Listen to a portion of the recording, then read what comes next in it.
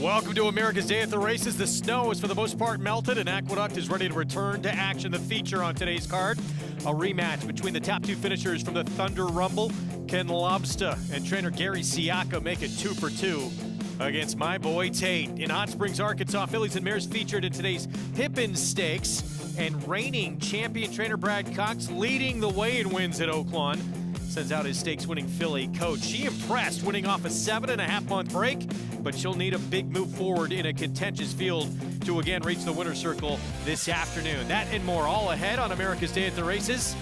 Program brought to you in part by America's Best Racing. For the love of the race, visit americasbestracing.net today. Good to be back with you after winter weather canceled the Friday program here in South Ozone Park.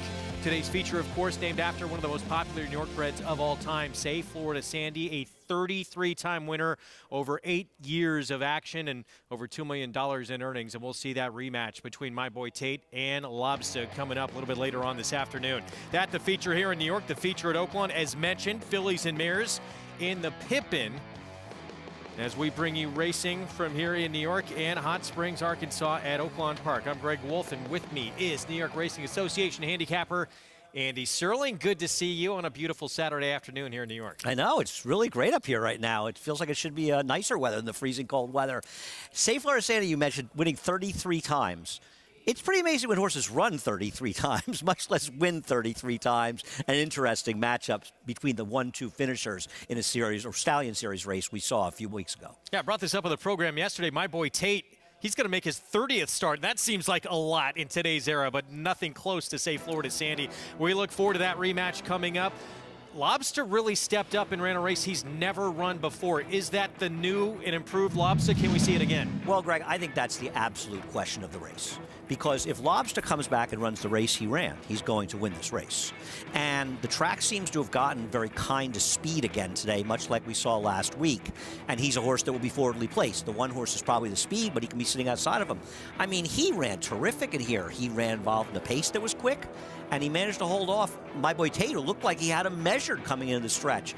This was a well-deserved win, but as you say, Greg, where did it come from, and how confident are we he's going to run it again?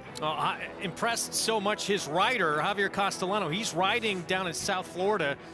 He wanted to return to come back and take this mount today. Yeah, I think when he got off the plane, I think he probably was thinking, boy, Lobster better win. Because it is cold here today, yes. 28 degrees. A little bit different than Hallandale Beach, Florida. So we'll see if it was worth the trip for Javier Castellano this afternoon. It was an impressive effort. And you got to think, I mean, Gary Siaka was not happy probably early in the race because Lobster broke so sharp.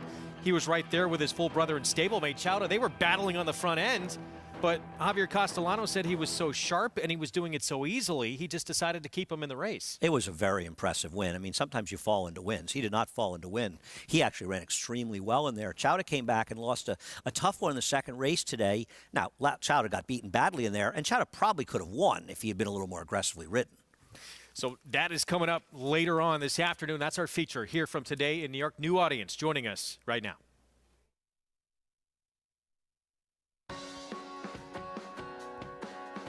Welcome to those just joining us on FS1 who've been watching Big East basketball. Greg Wolf alongside New York Racing Association handicapper Andy Serling here with America's Day at the Races. We just talked about it to our other audience over on FS2. A feature today here in New York. That is the Say Florida Sandy and that rematch between my boy Tate, Lobster. They're going to go at it again. They're going to be the top two choices in the race. And they should be. Anybody else has to be considered an upsetter. And here you do have a horse that ran very well off the claim coming in from Maryland down the rail, Alpha Cairo. For any of you that were members of, I believe it's Crow. Considered when I went to Lehigh, the Alpha Cairo was known as Crow, the house. Maybe that horse a little dangerous with some speed, but tough to go against the big two. Meanwhile, the feature over in Hot Springs, Arkansas at Oaklawn today, it is fillies and mares in the Pippin Stakes. It's a 2-turn mile.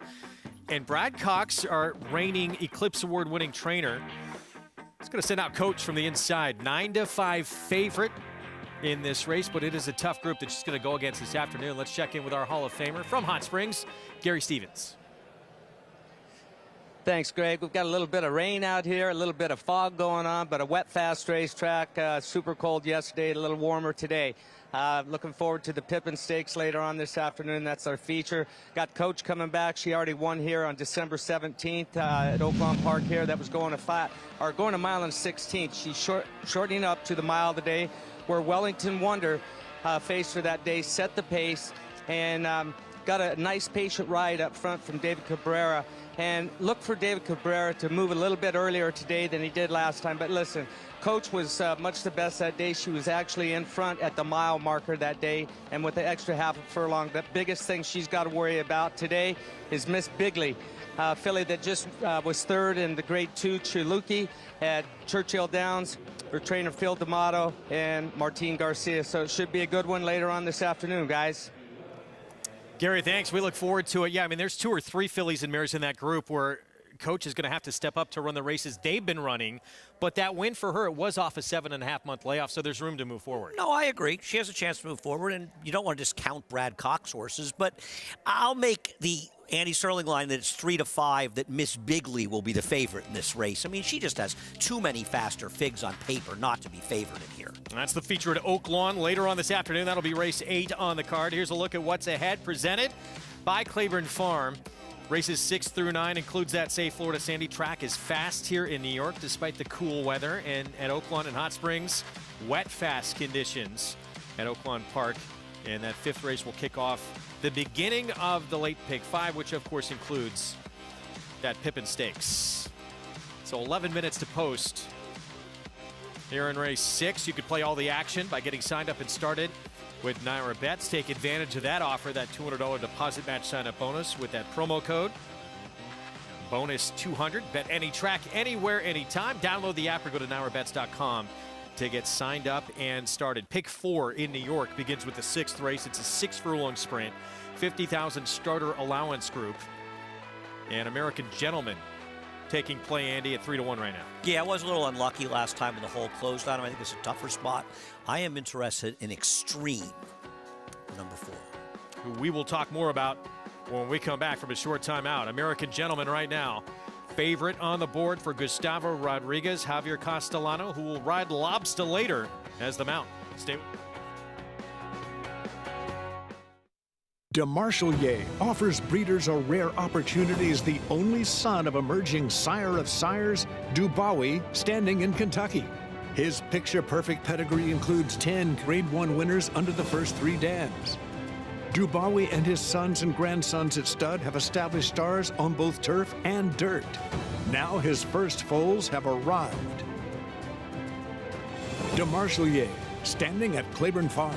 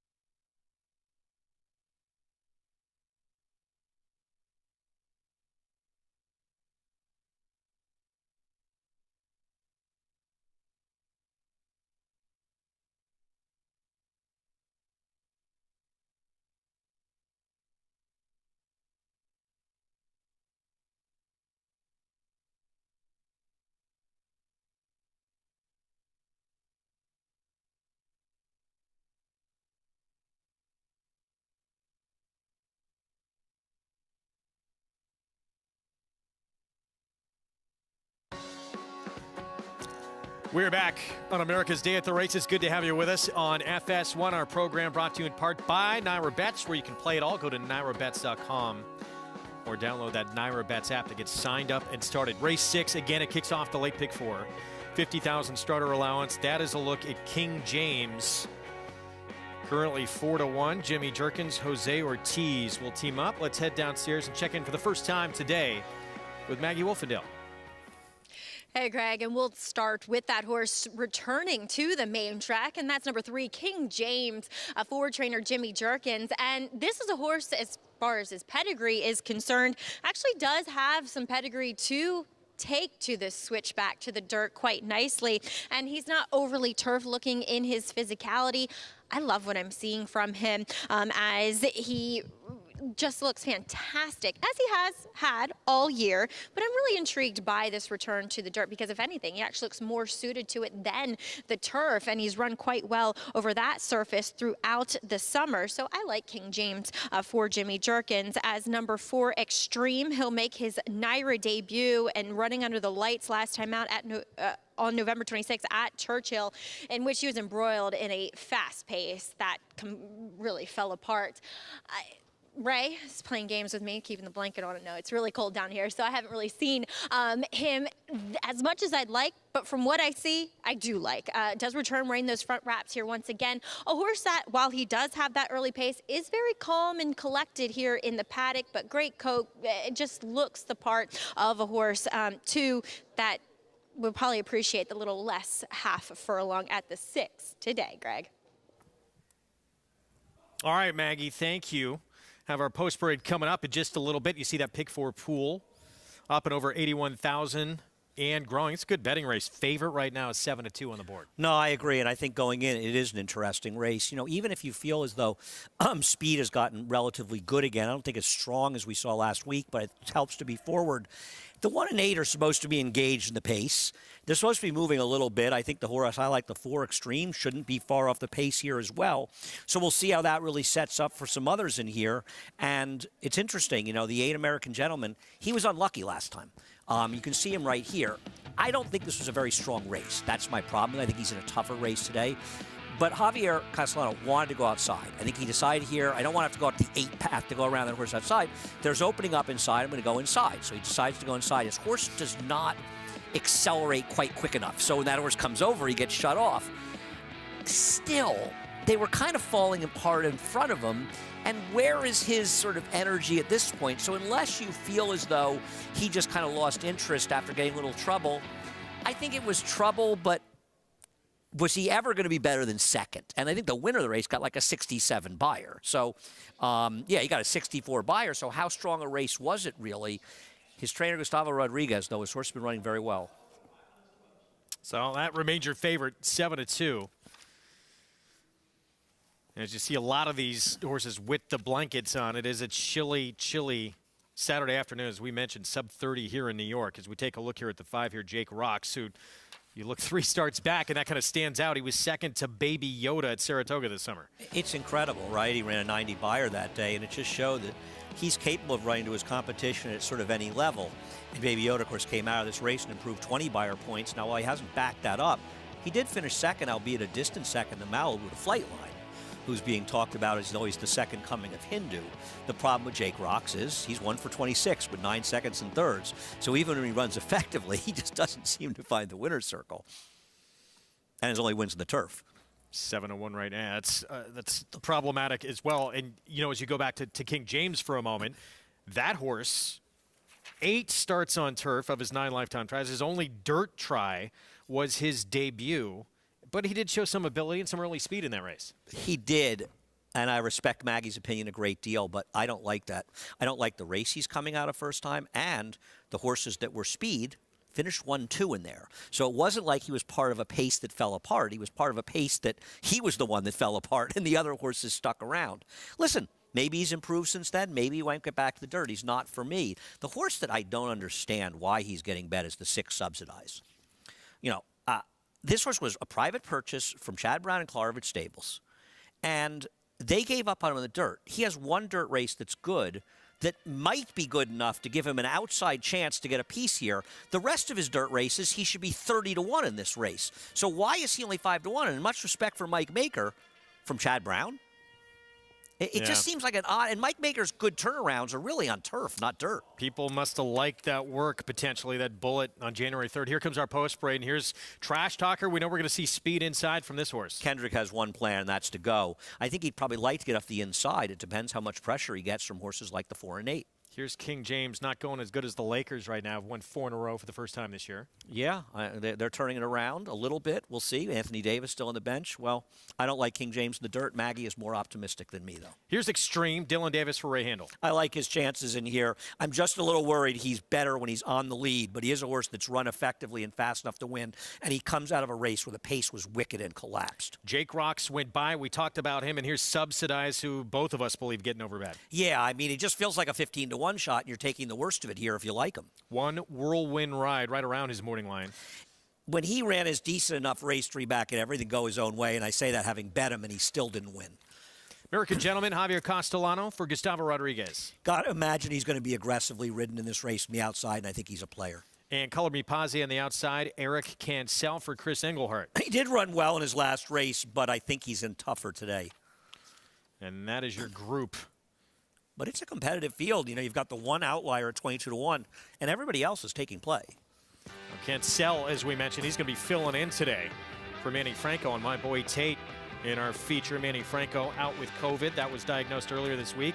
You can play all the action and download free past performances. Get the stats on the horses, trainers, and jockeys by going to NYRA.com/TV schedule. Minute to post here in the 6th. It kicks off the Pick 4. Let's bring in Jonathan Kinchin for the first time today. Hey, JK. Hi, guys. I heard it's cold up there. It's not that cold here. So, congratulations. I kind of like the 5 Jake Rocks a little bit. To Andy's point, you look at the race 3 back against Baby Yoda. Baby Yoda was a little bit of a question mark. You know, he had that big performance at Saratoga, then he wasn't quite living up to it. And then, like Andy mentioned, he ran well enough, considering Flightline ran the fastest race any horse has ever run in the history of the world. Baby Yoda wasn't that far behind him. And so I think that performance is a little bit more validated that we saw from Baby Yoda this summer. So that makes me think that Jake Rocks has a big race in him somewhere. He didn't run particularly well last time, but that was a tricky situation. He beat the gate, kind of jumped out of there quickly, was disqualified. The race before that ran well enough that he could be competitive with this group. And I just like the price at 7-1. There's a lot of horses in here that can win, but there's not a lot of horses in here that I trust. So give me a horse that I think has a big race in him for a trainer who I respect as much as I do with Dave Donka. I think I'm on to something here. Maybe not a win candidate, but maybe the type of horse that can get involved at 7-1. Jonathan, thanks. I mean, you know, a lot of horse players say it, beware of one number or one figure horses, and he really has just that one figure. No, I think that's an extremely valid point. And it's not that we believe he didn't run a big figure that day.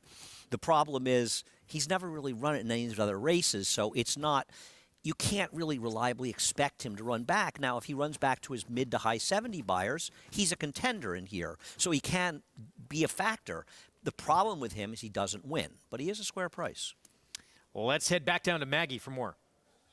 Yeah, Jake Rocks, I mean, he's 1 for 26 for a reason. As JK said, he's just not a win candidate. He usually isn't in any of his races. We'll see. He's a decent price, so I don't want to talk anybody off of him. Just seen him look better. But Subsidized, interesting that we see Chad Brown and Mike Maker trading horses via public auction in back-to-back races, as Chad will actually have one Esotica in the next race that was formerly trained by Mike Maker. This one, Jordan Wyckoff and Mike picked up via the Keeneland November mix sale for just $52,000. A horse that sold as a yearling for $350,000. Well, look, Chad offered this horse on 2 occasions for a tag for $40 and $50. My problem with him is I actually was very optimistic about his chances on the turf, and he looks more like a turf horse to me. So it's interesting, and maybe it's counterintuitive that Mike brings him back here to the turf. He looks great overall, and he's kind of back to that same energy where last time he didn't necessarily possess that I've seen from in the past. But he is drifting upwards now to 7-1, Greg, but I'm not sure this is the right surface. I guess we'll find out. Maggie, thanks. They're about to break from the gate. There's Kendrick Carmouche on the 1, Trash Talker. This horse with plenty of speed, and Kendrick, you know, will take advantage from that inside post. Favorite has gone to the 4, Extreme for Ray Handel. Dylan Davis, there he is stepping in, son of Speightstown. I like his chances. David Argona said to me, who makes our morning line, he knew he blew the morning line making it 8-1. He said, I should have made this horse 4-1. So this is one that he acknowledged me about 2 days ago. He thought he got it wrong, and he was right about that. Which for him is very rare to get it wrong. He's as good as there is at making a morning line. American Gentleman is in. Last to load, Color Me Posy. We're set for the 6th of the pick 4. Let's go to John Imbrial for the call.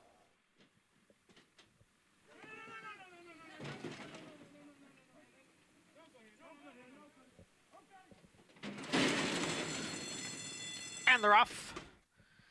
King James and Trash Talker. Trash Talker at the rail. King James is right alongside in second. Subsidized is next and third. One Whirlwind Ride runs in fourth. Followed on the outside by American Gentleman. Extreme moving up down towards the rail. Then it's Jake Rocks. Color Patsy is the trailer in 8th. The leader is Trash Talker by a half length. King James on the outside in second.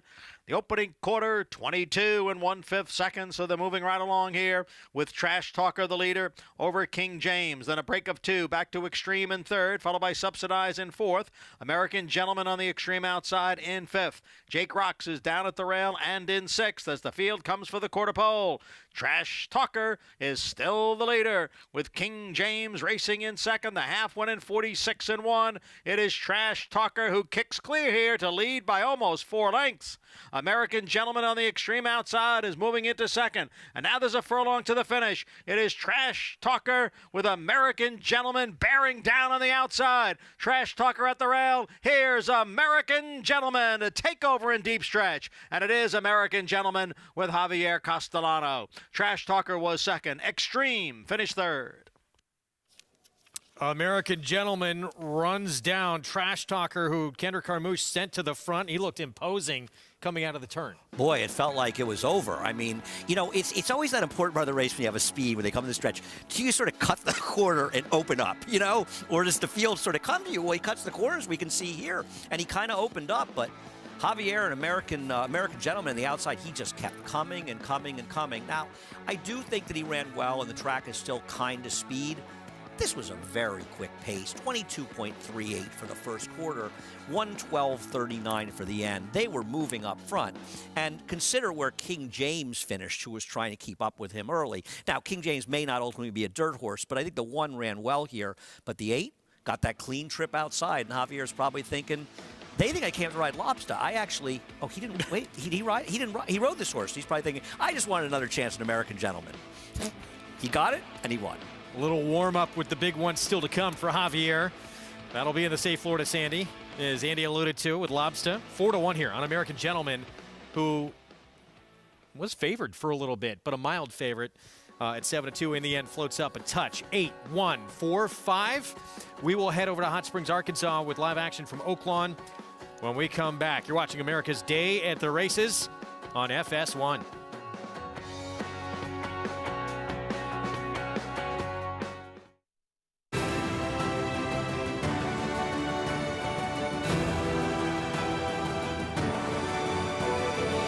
Independence Hall is hands down one of the most impressive horses I've ever seen physically. Independence Hall is pouring it on here in the Nashua Stakes. Won by maybe a dozen lengths. Independence Hall wins the Hagyard Fayette.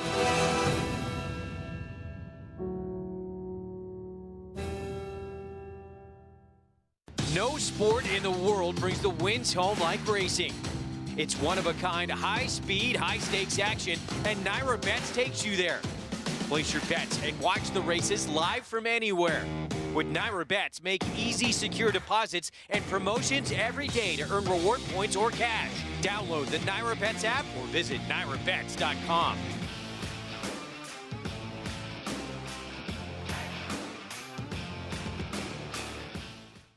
Introducing Adelphi Racing Club, the horse racing syndicate offering more than just fractional ownership. Enjoy the thrill of an interactive thoroughbred ownership experience competing at the sport's highest level. Attend events where you'll interact with top trainers, industry professionals, and club members. We've cheered on winners from coast to coast at top tracks such as Santa Anita and Saratoga. And it will be Exotic West. Become part of a group that celebrates success together. Visit AdelphiRacing.com and join the club today.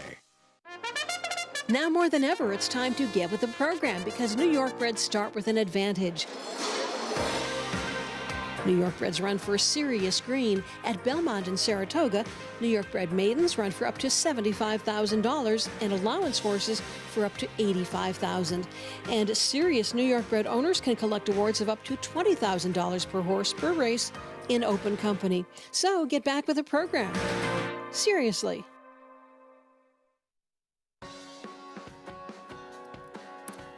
We're back on America's Day at the Races on FS1. Live look at Oaklawn Park. Fourth race is next. $50,000 claiming tag. This field for horses who have not won 2 lifetime. Traveling 6 furlongs. 9-5 favorite. That is Safa's Day. Steve Asmussen, Ricardo Santana Jr. And let's get a look at the field. Beginning with Big Nick. As you see the condition, well, it says fast right now. Still drying out. It doesn't look fast to me, but what do I know? It's kind of dark. This horse goes synthetic to dirt. He just feels like even on dirt, he's probably on his recent race not good enough. Here's Tuggle 5-2, moving from synthetic to dirt. Not jumping on him at 5-2, but I like his chances. Synthetic, he went a mile 16th, was too far. Like the trainer switched to John Ortiz. I think he's the horse to beat. And it, by the way, it is wet fast. We're being told still. Wet fast. Alpine Goat should be involved early on in the race. Yeah, I agree. But they're going to be moving up front, Greg. I mean, if they're not going a fast pace, I'll be shocked. Nip and Tuck, another one who has speed. And here's Safa's Day. Yeah, the problem I have is betting a horse at a short price coming off a 9-month layoff. The Asmussen numbers are okay, but not great off of layoffs. Big price on Latin Casino, son of Liam's map. This is a horse that could be forward, but moving up a lot off the claim. Beard Chaser actually broke his main at Prairie Meadows and ran a distant second at Keeneland, first against winners. But he lost a horse that we saw win here last week. He's another, though, could be part of a fast pace. 14-1, Chief Ron, son of Super Saver. Yeah, I didn't think this horse was actually impossible in here if you're looking for a price to get a piece, but probably tough to make. And on the outside, Kozan Success for Scott Becker. Another horse who could be forwardly placed from the outside. Sorry, that is the 9 who apparently still is in. What's going on here? So the 9 is in the race. June Sander will try and see if it's a purse money only situation. I didn't have him scratched. Okay. I'm going to look at my Naira Bets app, Greg, to find out exactly what's going on here. Yeah, on the outside. He's a speed. That trainer, though, synth to dirt. You ready for this? This horse going synthetic to dirt. Scott Becker is 37 for 93.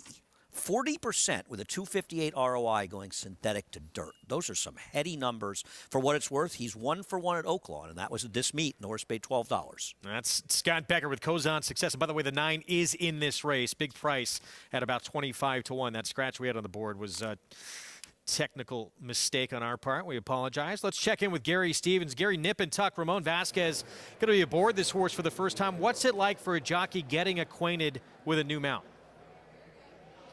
Well, the first thing you do is you tear through their form and see how they've run their best races. This is an aggressive move for this horse. He was claimed for $30,000 last time out, non-winners of 2, lifetime, same condition as this is. This is $50,000. So you look how he's run his best races, and he's run his best races with like an E.T. Barrett. But the problem is he's run for $6,250 non-2, and the horse doesn't like to win. He likes to run seconds. He started 16 times. He's got 4 seconds, a couple thirds out of those 16 starts. So he's a horse that's a little bit camera shy at the end of a race. That's all I can tell you. I know I was my locker was right next to Ramon Vasquez when I rode here in 2018. I kind of know his psyche. He's an aggressive rider. He can get a horse away from the gate. Whether he can contend early on, I don't know, but he's going to be very aggressive with him through the stretch if he's got any say-so in the outcome of the race, you know, with 3/16 of a mile left. That's his style of riding. E.T. Barrett had ridden him in the past, another guy that's very aggressive at finishing. In his last race, Brian Hernandez had ridden him at Churchill Downs. He's kind of a quiet type rider. rider, more finesse. He can finish strong, but not the same type of rider that Ramon Vasquez is. So you put all those things together, and then you pray a lot, guys. 14-1. This is going to be an interesting proposition here for track announcer Vic Stauffer with this fog. Yeah, I'm thinking we might need an artist rendition of this race, you know? Yeah, good luck. Good luck to Vic. Meanwhile, the 8-5 favorite, outside of races he was in on the Triple Crown Trail, he has been extremely competitive. Yeah, no, I think he's fine. I just prefer Tuggle, and you're getting at least, I think, a fair enough price on Tuggle. So I'm going to bet a couple dollars to win on Tuggle if I can get my Naira Bets app. How about the 4 as a long shot? That's the one Ramon Vasquez will ride, who Gary was just talking about, nip and tuck. Claimed, it's got to be a sign of confidence, right? That this trainer claims this horse and bumps him up in class. That's what I was thinking, and he's a trainer who has excellent numbers off the claim at Oaklawn, a positive ROI with 94 starters over the last 5 years. 4th from Oaklawn. We wish you the best, Vic Stauffer. Here's the call from Hot Springs. Nip and tuck. Safa's Day. Last to load, Kozan's Success. Now we're going to switch over to the TV. Can't see him with the binoculars. They're off. Good start for Nip and Tuck from between horses. Safa's Day and Big Nick is at the rail. Then comes Alpine Ghost. Tuggle has dropped back to last up the backstretch. So the leader is Big Nick. Between horses, an Alpine Ghost and a 3-wide Safa's Day. Kozan's Success races in 4th. Then a length and a half further back to, going to call that one Latin Casino, who has moved up into 5th. Between horses and Nip and Tuck. They round the far turn, and there goes a 4-wide run for Beer Chaser. I think that's Beer Chaser on the lead. Just in front of Kozan's Success. It's Safa's Day who's in front. Kozan's Success is alongside in 2nd. 3.5 back to Alpine Ghost in 3rd. Final furlong, and it is still Safa's Day and Kozan's Success. These two are matching strides. A late charge in the center from Chief Ron. Safa's Day, Big Nick, Kozan's Success. Chief Ron closing. Safa's Day clear. Chief Ron might get 2nd. Safa's Day in front. Safa's Day won by 2. Chief Ron did get 2nd. Close for 3rd. Big Nick, Kozan's Success, and Tuggle. Safa's Day, Steve Asmussen, Ricardo Santana Jr. This horse off since mid-April, now back in the winner's circle. Yeah, and from what we could tell watching it, which wasn't a lot, the pace never really materialized. The horses that you could have thought would be forward, horses like the 6, 7, and 10, weren't forward. And a good ride by Ricardo Santana, no surprise. He broke well, always a sign the horse was ready off the layoff and stalked, it looked like, in 3rd, but took over on the turn, and an easy winner as the favorite. 2nd win in 8 career starts. Steve Asmussen actually put this horse in a couple of Derby prep. Now, he actually broke his maiden but got DQ'd in his debut, so not similar to a horse being a complete maiden, but he put him in some Derby preps when he still technically didn't have a win. He's the horse. Sound Money, who won our 3rd race, finished 2nd, was disqualified, was called a non-starter because they had a gate malfunction. So he finished 2nd and was denied a fair start and still finished 2nd. They declared him a non-starter, and then this horse was disqualified from purse money, so he should have been made a winner. And the 3rd horse was the one who broke his maiden out of that race, actually. Well, he picks up his 2nd win today. Meanwhile, back in New York, Javier Castellano, all smiles. Already the trip well worth it, coming in from Florida, and he still has lobster to come in the Safe Florida Sandy. Yeah, no.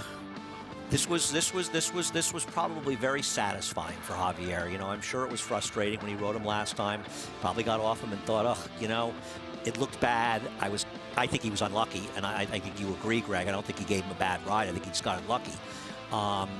And he gets a chance to come back and redeem himself. So all is not lost out in the cold.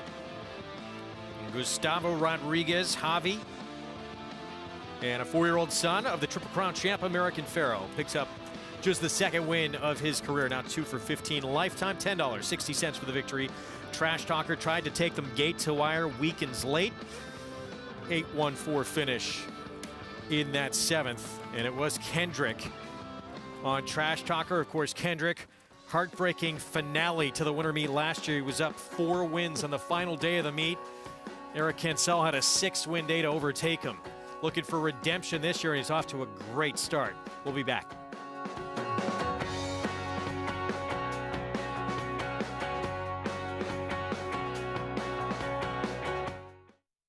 Introducing a stallion, as top class as they come. In 22 career starts, he won or placed in 12 graded stakes, competing in 15 grade ones, earning over $1.7 million. His undisputed speed is evidenced by 7 100-plus Spire speed figures, a 3-time grade 1 winner, Raging Bull.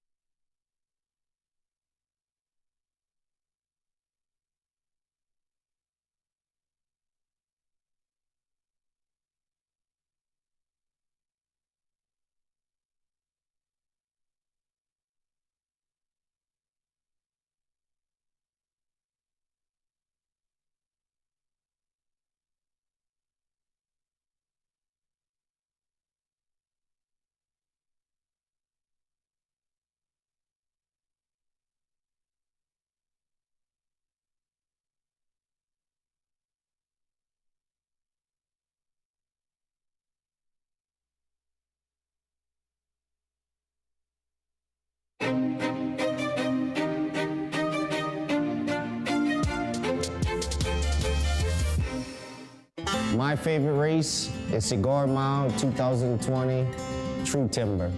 I know how much my horse loves the sloppy track. I got outside position, you got speed horses, and you the horse that can sit right behind them.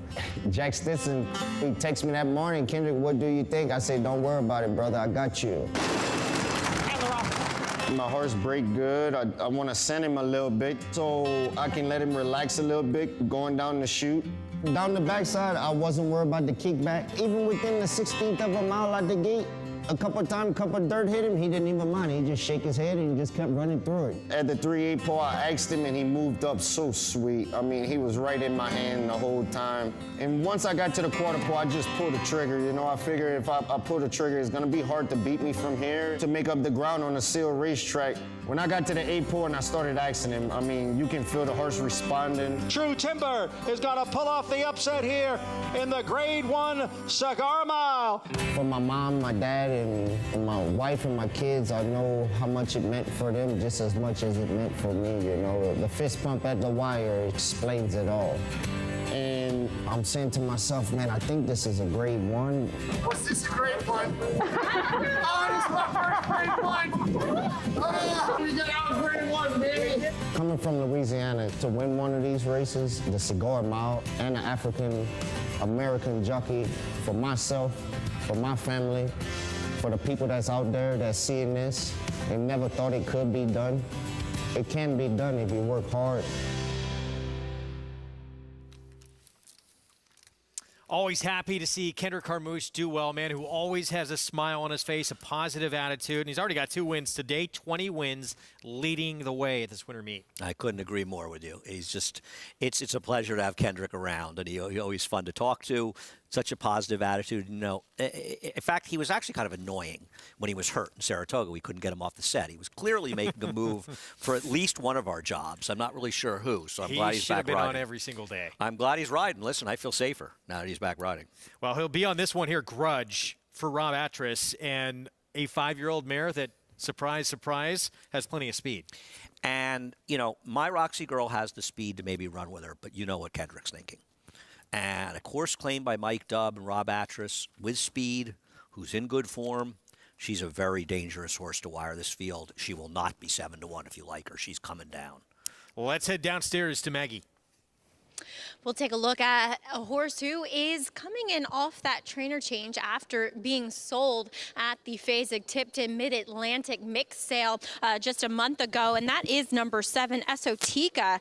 Calumet Farm picked her up for $42,000 at that sale when a couple months ago, or back in August, you could have had her for $25,000. I don't know. Okay, well, she comes in here for Chad Brown, and I like what I'm seeing. Actually, I like what I'm seeing more than what I've seen from her in the past. Just really strong, just more fit, more defined, stronger overall, and behaving herself. This is a horse that sometimes her nerves get the better of her. She was beautiful to saddle. They got her on with no problem. Sometimes they have to saddle her in the back because she's misbehaving. She seems laser focused today. I don't know what you're going to get, but I do like what I'm seeing from her, and maybe it's a positive sign that they paid that for a filly that only cost $20,000 as a 2-year-old, and like I said, could have had her for $25,000 back in August. As we'll move on to number 9, Prairie Fire, comes out of the same race in which my Roxy Girl wired the field that day. She had some trouble at the break. Now, Linda, claimed her back 4 different connections, and this is a filly that in her previous races, and sometimes, she's a 6-year-old mare now, sometimes with age, they just become a lot more settled. But she is a filly that in the past, and not in the actually kind of recent past, got on her toes, got very, keyed up for her races, very sharp. And we've seen her not break that well in some of her recent efforts.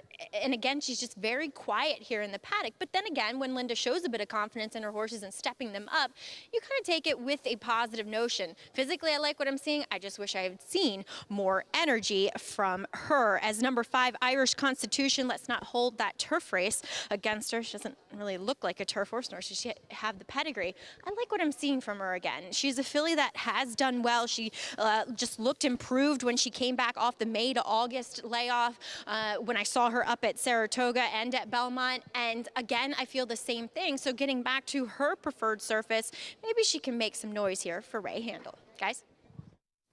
Maggie, thank you. 8 minutes away here from this 7th coming up. Start of the late pick 3 on this card. And 8-1 on the horse on your screen here, Irish Constitution.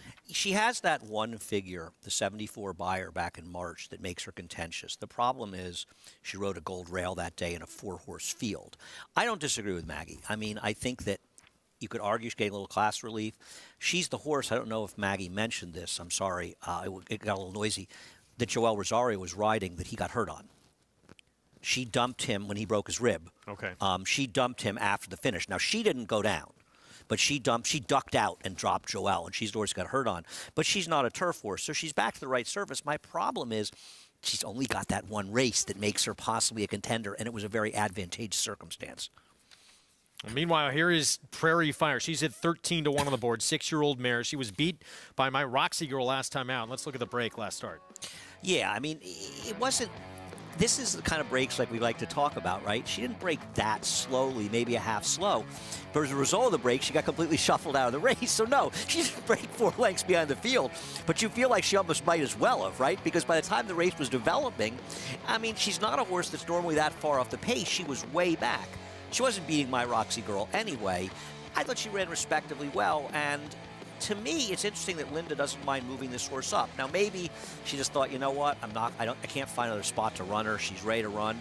But when you see Linda Rice move a horse up off a race like that, maybe it's a good sign. And there was a time in this horse's career where she could be, she could be 6-5 in this field. She was facing Chubwagon, who started 7 for 7 in her career. Sadie Lady, stakes placed on multiple occasions. She should have won the Iroquois in 2020. She was incredibly unlucky to lose that race. Had a massive trip in there, or should have won, finishing second. No, she's got a plethora. She and the 6 both have the fastest races on their best races. Well, this is the mare that beat her last time out. But Prairie Fire is a 6-year-old. This is a 7-year-old who got the better of her, an 11-time winner. The problem with her, and listen, I don't want to pick on Silvino Ramirez, who I'm not familiar with.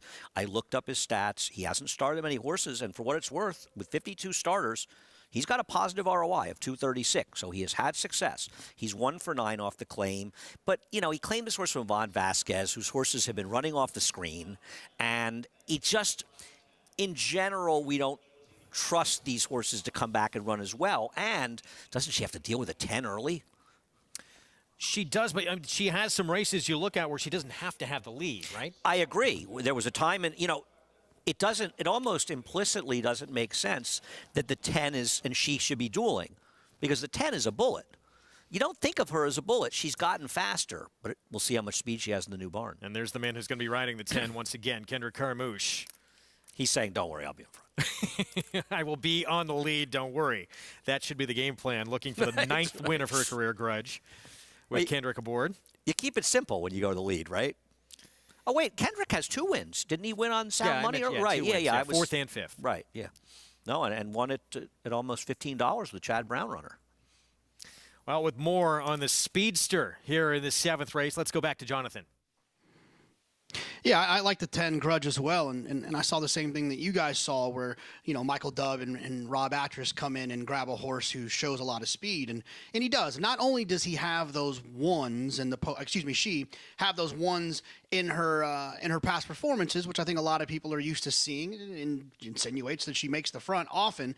She's doing it with swift pace figures, and if Rob Atras can kind of find a way, which he has in lots of other situations, horses like Chateau, where he can kind of get them to carry that speed with the combination of him and Kendrick, Grudge could be extremely dangerous. And when you and I agree, the 2 does have some speed as well, but Grudge has that advantageous outside speed, being outside, being able to stalk. It's a much more comfortable place to be, and I think that the 10 could run well, could get loose if they don't go too fast. If they happen to go too fast, I do like the 12 a little bit, Impossible Donna. This feels like a horse that should improve off of that last effort. Hadn't raced since May, pretty long layoff, comes back, catches a sloppy track, runs into Breakfast at Bonnie's, who's pretty talented, is wide all the way around there. Lots of reasons to take a step forward and should have some pace to close into. I think the 2 outside horses, the 10 and the 12, are the ones that are going to have most of my attention here. And the public agrees with JK that 12 right now is your favorite at 5-2. That was off a 7-month layoff. Jonathan mentioned that wide trip, so she can absolutely improve today. Oh, no, I picked her 3rd in here. You know, looking at doubles, the 10 and 12 are the 2 favorites. We'll see if it ends up that way in the board. My problem with Impossible Donna is her best races, they hover around being good enough to win here. And I just feel like there's a few horses that may run their good race, and they're too good for her, and she's a short price. But she's not impossible. And she'll only be in post 9 today with the scratches. Here's the one who inherits the rail with a scratch of the 1, My Roxy Girl. And this rider is aggressive, so imagine she'll be forward, but is she as fast as the number 10 Grudge? Rasa Veloce for Ray Handel, the 4. 1 or 2 for Ray Handel. This one with the 10-pound bug rider. Stablemate right next door, Irish Constitution. Yeah, she does get back to the right surface, but is she good enough? 9-1 with Jose Lezcano, and yeah, moving turf to dirt. Here's Ruvy's in Time, just claimed by Rudy Rodriguez. And owner Jimmy Riccio, who does not claim a lot of horses anymore, but has been as successful a claiming owner in New York over the last 40-plus years as anyone in the game. He and Michael Dubb, 2 guys that have been winning claiming for a long time. Here is the filly who's gone from Mike Maker now to Chad Brown. Yeah, this was a private purchase, I believe. This one from 3 Diamonds, who made the private purchase from Chad Brown the race before. I just don't think it's good enough, and best with moisture in the track. That was the 7S Otika. Waylon Josie went by with Christian Ramos. Rider change. Here's Prairie Fire, the 9. Oh, long shot you and I both think has a chance if she can run back some of her good races. The 1 to catch. Kendrick looking for 3 wins today. Yeah, she's still 5-1, but coming down. But we think she's this main speed. And Impossible Donna still favored from the outside. Yeah, no, listen, it's Jose Ortiz. She makes a certain amount of sense in here. I prefer some others, but I picked her 3rd and won't be shocked when she wins. Looking for the 3rd win of her career in 11 starts. Already a winner here at Aqueduct. As we take a look here at the 6, Ruvy's in Time. Taking significant action on the board. That morning line cut in half. Well, my feelings with her are, I liked her a lot last time, and obviously it didn't work out well. But she got into a cutthroat duel with Breakfast at Bonnie's, who finished second. Now, Breakfast at Bonnie's came back and improved her by her speed figure 13 points in her subsequent start. So I think it's fair to say that speed duel took a lot out of both of them. Now she's in a race where she's not going to make the lead with the 10 in there and the 2 in there, but she can be close enough. She might be best of the lead, but she has stalked and been successful before, and I just think a very interesting claim by Jimmy Riccio. Rick Schosberger's had her whole career, has done very well with her, but I think it is interesting that these guys claimed her. You look at who she was facing. Bella Sophia, who was in the Breeders' Cup Sprint. Sadie Lady beat Fair Regis, who doesn't win a lot, but is very competitive whenever she runs. But then she comes back off a layoff, and this was in September, and that was just a no-show. It was, but I mean, Glass Ceiling is now a stakes winner. She won a stake here recently. And then second time out, I think her last race showed that she can still run. I don't think her last race was bad, and I think it sets her up well for this race. 7-2 on Ruvies in time. Let's head back downstairs to Maggie. Let's take a look at the 2 outside runners in here. Grudge, as she returns to the main track off the claim for Rob Atras. And she's a filly that I've liked. And I also thought that, well, she has won plenty of races on the dirt. She is one that looks a little bit more turf inclined. She looks great, though, but she looked great for the previous connections, too. So we'll see how much pressure my Roxy Girl applies to her, but she's definitely a legitimate contender. And I love horses in these other than conditions that have those multiple wins, as she is 8 for 20 in her career. Impossible Donna here on the outside, second off the claim. She has filled out, put some conditioning on. Maybe she needed that last race because she looks incredibly fit here.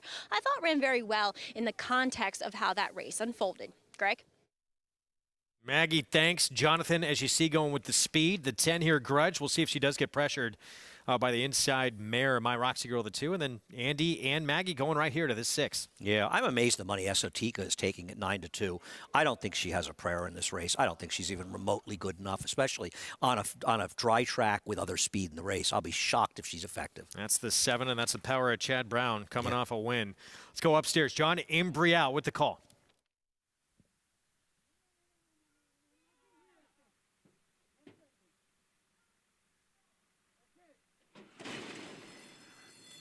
And they're off. Impossible Donna from the extreme outside. Grudge is there. Now moving on through is Rosa Veloce along with Esotica. Esotica to the front. Grudge is in second, and on the outside, Impossible Donna is now back running in third. Rosa Veloce is in fourth. Ruby's in time next in fifth, followed by My Roxy Girl in sixth. Waylon Josie is in seventh position, and at the back of the pack are Prairie Fire and Irish Constitution. The first quarter, 22 and 3/5 seconds. Esotica leads by a half length. Grudge now getting closer on the outside. Esotica by a head. Grudge right there in second. Ruby's in time has advanced up into third as Impossible Donna drops back in the field. Passed there by My Roxy Girl as the field now heads for home. And it is Grudge right alongside of Esotica. My Roxy Girl looking for a way through. Ruby's in time is on the outside. So it's 4 of them vying for the lead as they come through the stretch. Steadying there, steadying badly. My Roxy Girl as Ruby's in time now grabs the lead. Grudge is running in second. My Roxy Girl now coming on through, but too late as they come on for the finish. Ruby's in time is the winner. My Roxy Girl up for second. Then Rosa Veloce and Grudge. Ruby's in time. Rudy Rodriguez off the claim, and that runner-up, bit of a troubled trip in the stretch. Yeah, no, it felt like Maina made a good move going between horses. You can't tell without the head on, but it did feel like maybe Grudge came over a little bit. She ended up getting through and running second, but stalked the pace off the claim for Rudy and Jimmy Riccio, and it just feels like if you go back, any of our fans that have been following the game, and you can see the 2 between horse right now, Jimmy Riccio off the claim is something that has been very effective. Of course, his son, Jimmy, is Jose Ortiz's agent. Yeah, it does feel like the 10 came over on the 2 there because you saw the rider get, well, if we get a chance, maybe we can see the head on. There won't be an inquiry because the 10 actually, I think, finished 4th in here. Who was closing there for the 4-horse closing? Was that Rose Veloce? Here we go. So the 2 is behind horses in the green hat. The 10 is in the pink hat. Now, to be fair, there's no room for the 2 here, right? There really isn't room. Yeah. I don't think there was room for the 2. I think Kendrick kind of closed the door before she was in that hole. Don't you think? Yeah, you could be right there. It seems like the 2 was trying to get room, but she never really had enough room. So you could say that Kendrick was kind of closing a door that may have been not quite open. And you think maybe trying to sell it a little bit? Well, yeah.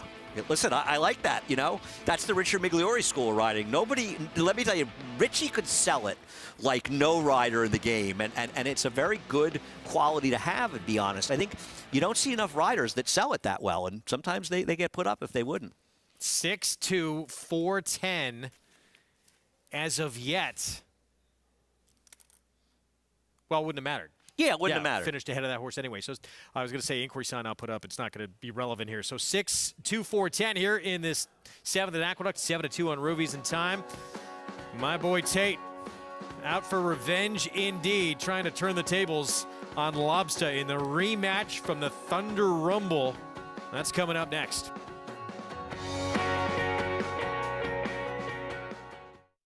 Smile Happy was a TDN rising star following his maiden win at Keeneland. From there, he captured the Grade 2 Kentucky Jockey Club Stakes to remain undefeated and earning points toward the Kentucky Derby. In future Pool 1, Smile Happy was individual leader by lowest odds. Among the top of his crop by stakes winners and earnings, Run Happy continues his rise and is priced for success. Call today and book your mare to Red Hot Sire Run Happy, standing in legendary Stall 1 at Claiborne Farm. Blood Horse Plus, available through bloodhorse.com, provides exclusive, timely, and unmatched content to subscribers, including Fox Sports, Blood Horse branded weekly programs, a detailed stakes winners section, behind-the-scenes videos from Blood Horse staff, on-demand access to deeper horse statistics, and a $5 monthly credit to equineline.com. Upgrade to Blood Horse Plus today. Irish Hill and Dutchess View Stallions, proudly standing the ultra-fast, multiple stakes-winning son of Uncle Mo, King for a Day, who took the Sub-Barton Stakes at Pimlico in his first start at 3. King for a Day, who'll rule supreme in the Sub-Barton. And the only horse to outrun 2019 3-year-old champion Maximum Security. Maximum Security has been defeated. King for a Day by a length. Sire maker extraordinaire Uncle Mo's King for a Day. Visit IHDVStallions.com to book your mare today. Racetrack Television Network brings you every race, from every track, on every screen, every day. With monthly packages starting as low as $5, RTN gives you great value and access to more live HD streaming and race replays than anyone. Visit RTN.tv today to sign up and watch on almost any device, including Roku and Amazon Fire. Use promo code TRYRTN for a 5-day free trial.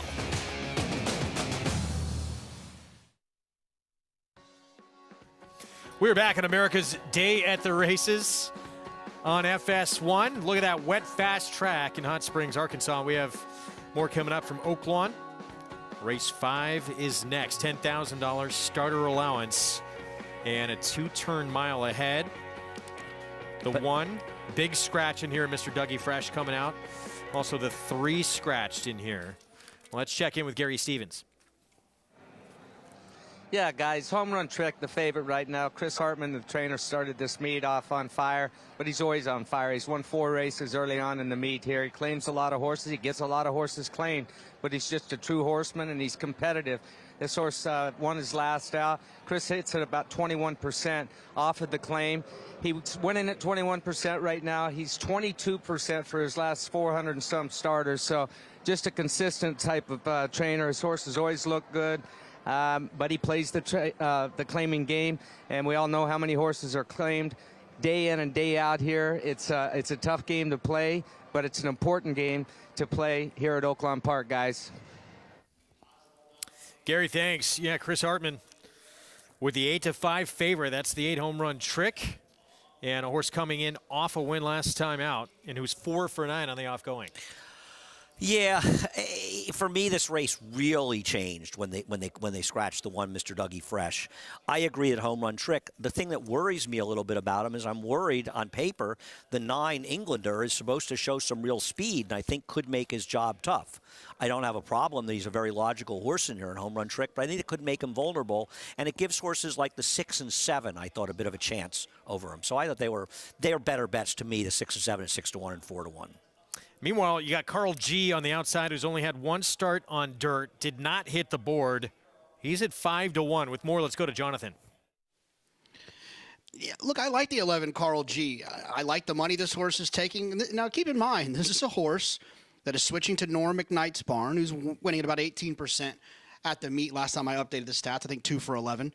He ran fine numbers on the synthetic up at Woodbine. This horse has never run on the dirt. He's never, excuse me, he ran on the dirt one time, and he was off the board. Never run on a sloppy racetrack, and he's being bet into 5-1. I think this horse is going to get some pace to close into. I think this horse is going to be in the clear towards the outside. And I think the 11, Carl G, is the one you want to play in here. So 5-1, outside post. What are your thoughts? I don't know. This horse ran, the 11, Carl G, the horse he likes, ran once on the dirt and ran abysmally. So I wouldn't endorse this horse at all. I wish Jonathan the best of luck, but geez, I don't bet synthetic horses coming to dirt, especially when they've at least run the dirt and did no running whatsoever. There's also no dirt pedigree really to speak of. So no, I don't like this horse and think this horse is a bad bet at 5-1. So Jonathan and I are in two completely different places here, which doesn't mean a lot, but for me, I'll take the other side of Jonathan here. I prefer the 6 and 7 as possible upsetters. Passamonte Man, who's coming off a trainer change, but more Heirloom Kitten as well. I thought 6, 7, 8 with the scratch were the right 3 horses. And, you know, we go back to the 8 for a minute here, Home Run Trick. And he's a 7-year-old. He's been around for a while, and he's run some big races in the past. But his form really seemed to be going south. And then all of a sudden, his last 2 starts, he wakes up in a huge way. Do we feel like the moisture in the track is going to help? I know they're listing it as fast, but I find a wet fast to be a deceptive listing, especially as it's sealed. Now, to be fair, tracks that are sealed look muddy. They don't, you know, we've seen them seal tracks at Belmont when it's going to look, you know, when they're expecting some rain to come in, and we know the track is fast, and it looks not dissimilar to that. So I don't know. Maybe if they opened this track up, it would look sort of normal. I'm a little skeptical, though. I always feel like moisture in the track is the most important part. Not that I care that much about it, but I do think this horse likes a wet track. If he's able to get a clear lead, the 8, and Englander doesn't harass him early, or anyone else, but particularly Englander, the most likely candidate, I think he'll be tough to beat. But if Englander harasses him, I think it makes him very vulnerable. And it seems very likely that's going to be the case. There is Englander, that's the 9, and he wants to be 40 when gate to wire 2 starts back, and he did that in the slop on a wet track at Churchill Downs to win by more than 4 lengths. 5th here from Oaklawn. It starts at pick 5. Let's go to Vic Stauffer for the call.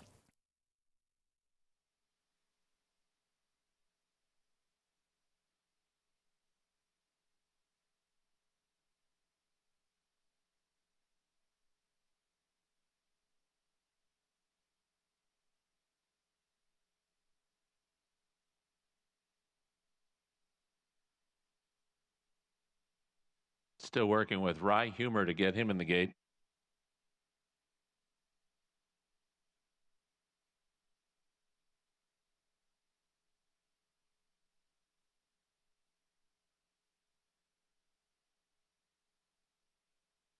Strike a Beat will be next.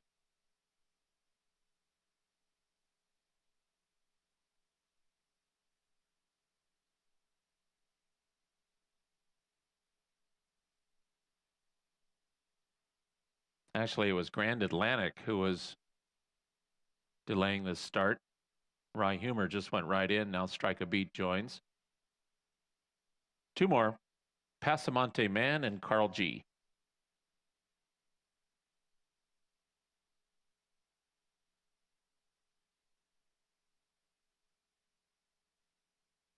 They're at the post. They're off.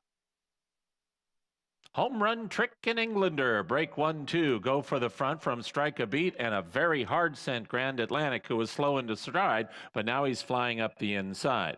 Then to the outside, and Heirloom Kitten, followed by Carl G and Rye Humor. At the back of the pack are Passamonte Man and Exemplar. Home Run Trick with Grand Atlantic, who tried to get through, but he just couldn't get there. So Home Run Trick will clear off to the backstretch. He leads a length and a half. Englander is now clearly in second, as Grand Atlantic will sit 3rd and 2 from the front. Then comes Strike a Beat, a tugging 4th, and about 4 off the lead. His stablemate Carl G is right alongside. Then comes Heirloom Kitten. He's got 5 lengths to make up, a length in front of Rye Humor, and at the back of the pack are both Exemplar and Passamonte Man. past the half-mile pole. Finish line is the 16th pole, and Home Run Trick's trying to get there first. Home Run Trick into the far turn, just a half length in front of Englander in second. Then comes Carl G. He has emerged in third, and he's up after the front runners. He's doing better than Strike a Beat at this point. Rye Humor and Heirloom Kitten have 5 lengths to make up. Exemplar is beginning to unwind, but still 6 behind. Top of the stretch, Home Run Trick is still there. It is Home Run Trick now getting away and riding the rails smartly. He leads by a full 3 lengths from an all-in Carl G in a second. Then Rye Humor, Home Run Trick, final 16th, a 3.5 length lead. Rye Humor, Carl G, and maybe Exemplar for minor awards, but Home Run Trick is just too good, and he's done it again. Home Run Trick in front. Home Run Humor by about 3.5. Carl G was third, maybe Englander for fourth. Home Run Trick forward early and able to finish and seal the deal, and that's back-to-back wins on off tracks. Yeah, I mean, once the 9 wasn't really aggressively ridden, and the other horse who tried to chase him inside, he got left, so he had to rush up a chase. He's in a good controlling position, and it's just very hard to beat him under those circumstances. Wouldn't matter to me because the horses I thought could pick it up if he fell apart. I think there's a search party out for them. Jonathan Source actually ran better than I thought he would, made a little move in the turn, but ultimately just not good enough. 7-year-old son of Winslow Homer, with the win down 5 for 10 on off tracks. Winslow Homer. Remember him? He was a Rick Porter horse, correct? Gray horse. Tony Dutrow trained him. Yeah, I think that was the year that Larry Jones was not training when Anthony Dutrow did a great job with Hopper de Grace, only to lose her after that year when Larry Jones came back. Francisco Arrieta aboard for the winning ride. Leading rider at the meet notches another one. Main event coming up next at Aqueduct. And the rematch between Lobster and my boy Tate still to come. It was Ruvies in time, though, back in the 7th. Jorge Vargas Jr., Rudy Rodriguez first off the claim with the win, and a horse picked by both Maggie and Andy. Yeah, she got, I guess the question with her was whether or not she'd be comfortable rating. And she turned out to be. It was a hard-fought victory, though, and I think the 2 was a bit unlucky, and let's give that trainer a little bit of credit in there. So Vino Ramirez, maybe a trainer to watch, because he did well with this horse off the claim. She couldn't make the lead. She got in a little bit of trouble in the stretch, and she still was persevering at the end. Nice performance, and I was surprised to hear. I actually asked Jim Riccio, who owns the winner, and she was not claimed out of this race. So he claimed her last time, but nobody came back for her today. And same tag, and she looked like a very good claim, getting most of the money back in purse money. 6-2-4 finish. Ruvies in time, $9.20 for the win. 6-year-old mare by the Factor wins for the 7th time. 5 for 11 here at Aqueduct. I want to watch this apprentice, Alyssa Morrison. I haven't really got a chance to see her ride, but saw her ride a horse they ran earlier today, and I thought she, in its prior race, had given the horse a very good ride. So a 10-pound rider maybe to keep an eye on. Won her first race just a couple of years ago. Yeah, let's keep an eye on her. Say Florida Sandy is next. Our feature on the Saturday card, 7/8 of a mile, and it's my boy Tate going to try and turn the tables on this one right here. Lobster, who got the better of my boy Tate when they met in that Thunder Rumble. Right now, Lobster, second choice on the board at 5-2. Stay with us. We'll be back. Oh, shoot, Seth. The Factor, a top 10 General Active sire in 2020. His progeny include Grade 1 winner Sistron, Grade 1 winner Noted and Quoted, Grade 2 winner Factor This, and Grade 2 winner Charmaine's Mia. With dozens of 6-digit yearling sales, he's a proven sire on the track and in the sales ring. The Factor, a leader of his generation, standing at Lane's End.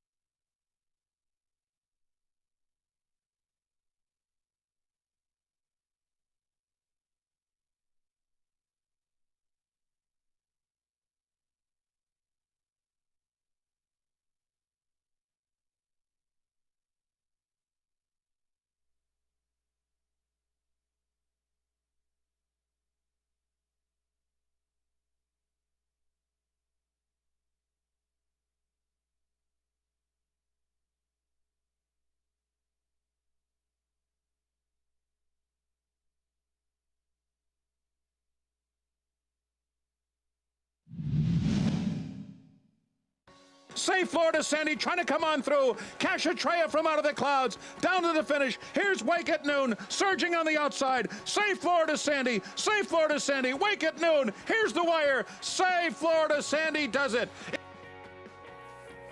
One of the great New York breds, certainly one of the most popular, 33-time winner, ran for 8 seasons and over $2 million in earnings. How many horses in the last 40 years won over 30 races? 98 career starts. Incredible, and won over a third of them. And was competitive to the very end. Remarkable horse. I feel like he might have been the first $1 million New York bred winner, but it might have been Wynn, might have been that horse, actually, to be honest with you. He was an incredible horse for Sandy Bacon. Sandy Bacon has so many good horses. Well, the Safe Florida Sandy is next. Named after that, indeed, war horse with those 98 career starts and 33 victories. And, of course, we've been talking about it all program long, the rematch between Lobster, the winner of that Thunder Rumble division of the New York Stallion Series, and the runner-up My Boy Tate, who was the favorite in that race, and he's favored again today. He probably should be because he's the more reliable runner. He's a 6-time stakes winner.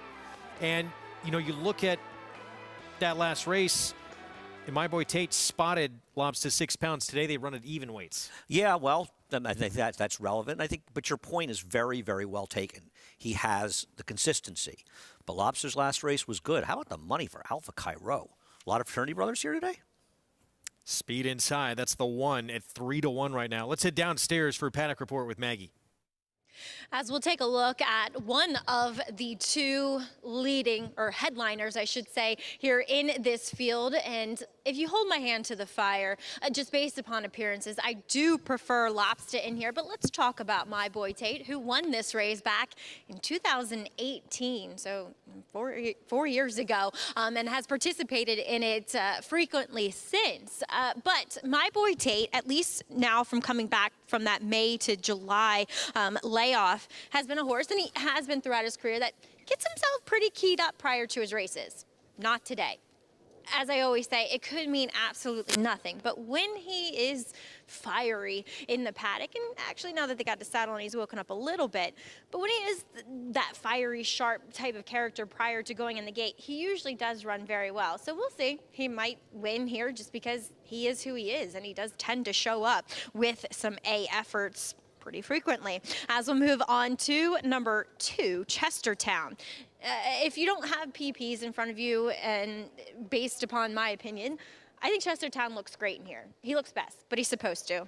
Finally, they got rid of, now that he's a 5-year-old, the $1.2 million purchase price as a 2-year-old. So again, he's supposed to look best with what they paid for him. But I like this kind of turning back. And 2, unlike his last 2 efforts at the 6.5 furlongs, he's very sharp here in the paddock. Now, sometimes he is a horse that lacks a little bit of focus, but he seems focused, but he also seems sharp and eager. I like the 7 furlongs, getting just a little extra half a furlong, and if things do heat up, look for him to be running late. I don't think he's as good as the headlining 2 in here, but I do like his chances. I think he's a bit interesting. And another one that's just interesting for the fact that he hasn't faced New York breds in nearly 4 years, and that's number 3, Battle Station. The last time he ran against State Bred Company was in May of 2018. He is also a 2-time New York bred stakes winner, taking the Bertram F. Bongard as a 2-year-old and the Rego Park as a 3-year-old, both of which on the dirt, because as far as his recent form is concerned, his better races have come on the turf. But I think he is a little bit interesting getting back to the dirt. I don't love his last effort. I think he really flattened in the last 6 furlongs. So going the 7 here on the main track, I don't know if that's really what he wants to do, because he is a shorter coupled, just kind of wider quarter horse type of frame. But again, Greg, as he gets against New York breds for the first time in a long time, maybe that makes him a little bit interesting here as we continue to see Chestertown very much on his toes. I agree. Thank you, Maggie. Battle Station ran a figure that fits with this group. He was very wide in that race last time out. And as Maggie mentioned, getting in against New York breds for the first time in a long time. But here's My Boy Tate for Michelle Nevin, who's had some pretty good success in the Safe Florida Sandy. Won at 3 of the 4 runnings, including with My Boy Tate, this year's favorite, back in 2018. Yeah, no, he's logical. I mean, you have to be a little worried. He hung a little bit last time. And his big race was at Parks, where he's run some good races in the past.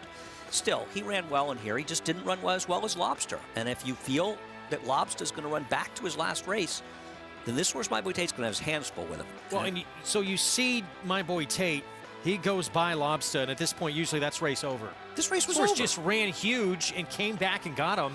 Michelle Nevin, the trainer of My Boy Tate, just felt Lobster just ran a monster race to beat him. She felt her horse ran his race. I couldn't agree more. I don't think there's any reason to feel bad that if you know about My Boy Tate. He should have won this race, and he didn't. And I think if you lose a race and you feel like I ran the second best horse, it's a lot easier to sleep that night. You don't feel like there was a situation. He should have won, and Lobster was just better. And at the end of the day, if this race was solely being bet on their last race, Lobster would be a heavy favorite. But where did that race come from, Lobster? And I'm one of those people that picked the 5, My Boy Tate, because I'm a little bit skeptical about whether or not we'll see it again. But if we do, Lobster's going to win. I know you're not a big believer in this, but some are, including a lot of trainers, in a horse runs a huge effort, will they regress next time out? Gary Siak, that was off a 5-month layoff for Lobster when he ran that race. Best race of his career. He felt he's had plenty of time, and then he's come back and trained exceptional in the morning, so he's not concerned about it. Well, should there be any concern? He's been consistent in his career at running the lower figures he ran. So I'm not sure. You know, my feeling, I don't believe a lot in that bounce. I always feel like it's a convenient excuse. And a lot of times when horses win, because they face favorable circumstances. And with Lobster, he didn't face favorable circumstances, and he still didn't win. I'm not a big guy who believes in that bounce theory. I think it's overused an excuse. I just see Lobster's horse that ran big last time, but maybe you're right. Maybe he just won't run back to it. What about the fact that Javier Castellano said he broke so sharp and he decided to just continue to go on with him because he was going so easily? Are we going to see him forward again and potentially in front here today? I would think that he's stalking Alpha Cairo, who's supposed to be the speed from the rail, who's way overbet right now. Not to say he's impossible, but he's ridiculously overbet. And Battle Station should show speed as well. He'll be no worse than third. I do think the pace might be a little quicker than last time, which might help the 5. That was Gary Siaka, the trainer of Lobster. He's hoping for more of the same he saw last time out. He'd love to see that today. Here's Alpha Cairo, speed inside with Jose Ortiz. For a trainer who's done well off of the claim, he improved dramatically last time. I still don't think his race last time, even that one's good enough. Chestertown, he got beat by a pretty good one for Michelle Nevin, trainer of My Boy Tate, happy medium last start. Yeah, I don't see him. I see him as maybe a chance to suck up for a piece, but he's a similar running style to My Boy Tate, and he's just not as good. Battle Station, as mentioned, drops in class to face New York Breds, and here's Lobster. Yeah, I mean, who's the worst to beat? I think it's Lobster in a funny way, even though I picked the 5. Oh, here's My Boy Tate, 6-time stakes winner, including this race in 2018. How do you not love him? 29 starts, 11 wins, 8 seconds. 19 out of 29 first and second. He's just a very honest racehorse. And still running some of the big figures that we've seen early on in his career at this advanced age. Saratoga Pal, the 6 at 14-1. And the problem with him is he's a deep, deep closer. And he's never run fast enough to win this, and it just doesn't set up to be a dynamic pace. Trevor McCarthy will be aboard. 2 minutes a post in our feature, the Say Florida Sandy. Let's go to JK. Yeah, look, I can't really give you anything other than the 4 and the 5 in this spot. I'll start with the 4 Lobster. The thing is that last performance is absolutely an outlier. And when you have those situations, you have to ask yourself why, and a lot of times it's hard to come up with reasons why. Well, one thing I will say is that performance did happen off of a very significant layoff. So there could have been an injury prior that they had kind of got figured out. There could have been lots of different things that they could have sorted through in that time to explain why he ran so well last time. I love the fact that he has tactical speed. And look, it's not nothing that Javier made the decision to come back up here to New York and leave the business in South Florida where he spends the majority of the winter. I think it has to be at least a little bit of a glowing endorsement that Javier likes what he had underneath him in that last race. As far as the 5, My Boy Tate is another horse that I like in here as well. This horse, if you look at, say, Timeform US, and you look at his last 3 speed figures, last 3, they are faster than anyone else in this race has ever run in their life except for Lobster's last race. So if My Boy Tate just shows up and runs his race, maybe he did hang a little bit last time chasing Lobster, a hanging performance should be enough to handle the rest of these if Lobster doesn't show up. Well, let's go back to what Jonathan was talking about. Did they figure something out with his horse off the layoff? Because he did run that huge race that he's never run before. He actually had been dealing with quarter cracks that needed some time to grow out. And Gary Siaka credited his owner, saying he was patient with him. He gave him that time to let him heal, and he was rewarded with that when we saw him come back and have that big win. And quarter cracks can, sometimes horses will get older, they'll get over them, but there's something that can haunt a horse, during his career. You think of Big Brown and the issues he had with his feet. I'll give you another horse, a very good horse, and I know I didn't think of it first because of you, but I know you'll make you cringe. Analyze It. Analyze It, who is as talented as any turf horse in his generation. Hasn't run that often, and he's had big stop and starts, and one of his major problems has been quarter cracks. So they can really hinder a horse, and if that was the case and he's over them, his last race was good. Certainly looks like he's come back a different horse. Can he do it again? Let's go back down to Maggie. Taking a look at Alpha Cairo here, coming in from out of town, has only faced New York breds once before in his career, and that was as a 2-year-old. I have to say he's vastly improved now, nearly a year and a half later, but does he fit well with the top players in here? No, not to warrant taking 7-2 on him. He was one that was a little bit bad to saddle, but it seems as though he is typically that way, as they were prepared with the pony, kept him away from the rest of the horses. He also is a horse that's very narrowly framed, so we see him outfitted with the breastplate. He is sharp, which you like to see with horses that have speed. His hand's a little forced, though, from that inside post position. Like I said, Greg, he would be interesting if he was a 6-1 morning line price, but not at 7-2. Just the top two choices just look far better than he. There he is moving in line. Thank you, Maggie. And stretching out from 5.5 to 7. He has won at 7 in the past, but we know where we expect to see him in front. In front. He's the power of David Aragona, who handicaps for Time From US and DRF and does our morning line. This is David's highlight horse of the day, so I imagine that's taken a little bit off the price. But it's more than that. He's very live in here. I don't see him winning, but I respect David as much as anybody who handicaps. Meanwhile, how about this? In the rematch, when that horse right there was just beat by the horse to his inside, it's my boy Tate, runner-up in that race, who's the even money favorite here in the rematch. To stay Florida Sandy, let's go upstairs to John Imbrial. Hey, Florida Sandy.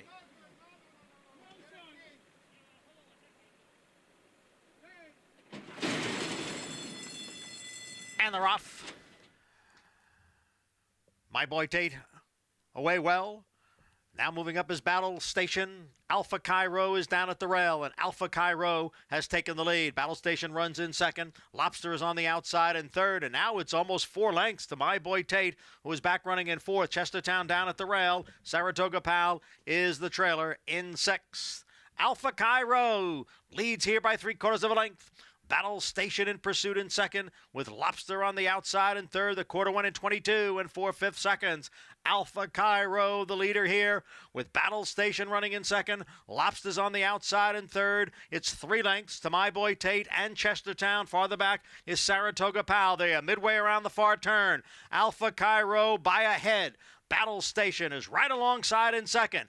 In behind, the trio of Lobster, my boy Tate. Down at the rail is Chestertown. And now they're at the top of the stretch. My boy Tate is in tight there as the field heads for home. And on the outside it is Battle Station coming away with a narrow lead. My boy Tate trying to squeeze on through. Alpha Cairo drops back on the outside. Is Lobster now. Chestertown has to check down at the rail. Here is Lobster. Here is my boy Tate. And the two of them are going at it again. My boy Tate on the inside. Lobster on the outside. They come on for the finish. And my boy Tate wins it this time. My boy Tate by a long neck. Lobster was second in the safe Florida Sandy. What a game-determined effort from my boy Tate, who was in tight in here to cross the wire first. Now we'll have to go back and see if he caused interference here with the 2 Chestertown. Right, we'll get to the head-on. Right now, there's room. I think the question becomes, did the 1 come over at this point and tighten it up, right?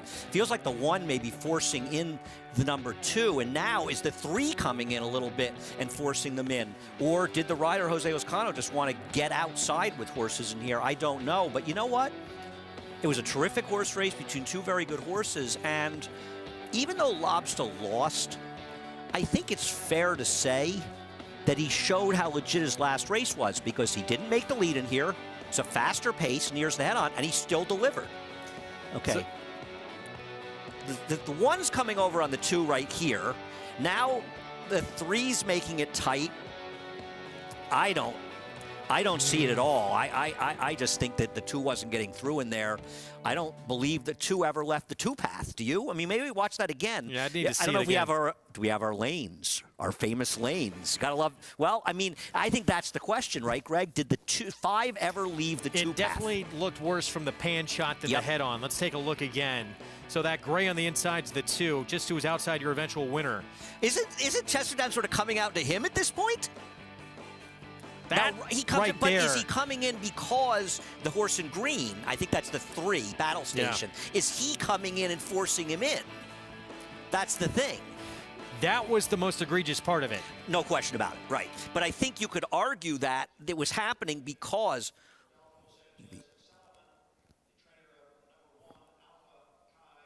the one's The one no, the is one claiming. is. The one's the one that caused the whole thing to begin with. What's he talking about? Let's watch the 1. Wow, that is surprising. Yeah, apparently the rider of the trainer of the 1. Excuse me. Yeah. Well, that's a terrible, terrible claim, and he should be fined for claiming with the 1, because if anything, he caused the problems here. If anything, he's the horse in blue right here, and he's. Well, he hit the 2 right there in the behind. I wish Richie was here for this, but I don't believe, if anything, other horses sort of drifted to cause it. I would leave it as is. And right now, by the way, the 2 is not claiming. Keep in mind, there has not been a claim of foul by the 2. The claim of foul is by the 1. That's a claim of foul that will be dismissed in about 8 seconds. So if there's no inquiry involving the 2 here, now maybe the stewards will look at that as well. I don't think we'll see a change. Well, you saw Jose Ortiz. He's going to talk to the stewards, say his piece. That's Chestertown and Jose Lezcano. That's a horse who took the worst of it seemingly down in the stretch. Wound up 4th in the race. There's Eric Cancel waiting to see if this victory is going to be upheld, filling in, of course, for Manny Franco on My Boy Tate, who's out after coming down with COVID-19 earlier this week. Hopefully he'll be back tomorrow. I believe he is named on horses tomorrow, Greg.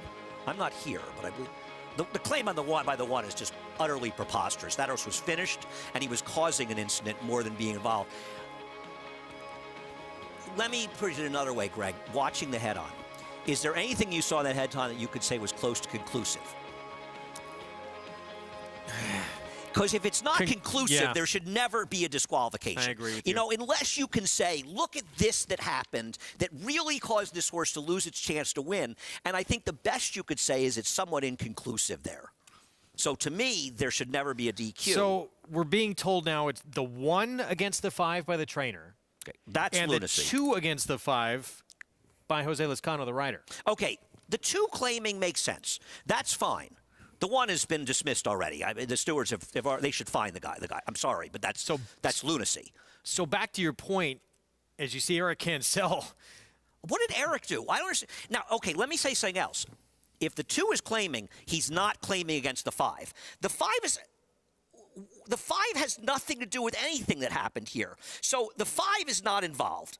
I'm sorry, the second horse, Lobster. I'm sorry, the 5 is involved. Right. The winner has been. I'm sorry, now I got it right. There's no way the winner fouled the 1. The 1 fouled the winner. The question is whether or not the winner fouled the 2. I don't believe he did. I believe it just got tight. And if anything, both the 1 and 3 caused them to get tight. And I don't believe there's any reason for disqualification. And back to your question of was this conclusive? So when the 5 and look, the 5 does bump the 2 on the rail. It was minor, but he did. But was that caused too by a horse to his outside? That's what I think. Yeah. See, I think that's, you've got a lot of horses in a pretty small space. And they're being affected by the horse outside of them. Now, I believe in herding, and I think you agree with that as well. And if another horse is sort of drifting a little bit, naturally that horse is going to drift in a little bit. I don't think there's any real case that the 5 ever left the 2 path that conclusively. I don't think Chestertown had the horse to go through. I just think the 5 had more horse, and that's why he got there. Interesting decision. We will see how it plays out. We're going to say goodbye to those watching on FS2. You can find results of what the Stewards' decision is here by going to Naira Bets. Eric seems to be saying, I'm not coming down, I'm staying up. Or maybe saying, I can't believe I'm suffering through this. And, of course, if you're watching on FS2, you can flip on over to FS1. Our coverage continues there. We'll bring you the rest of this card and more action coming up from Oaklawn as well. Trainer Michelle Nevin, Eric Cancel waiting to see if this victory will be upheld with my boy Tate here in the safe Florida Sandy.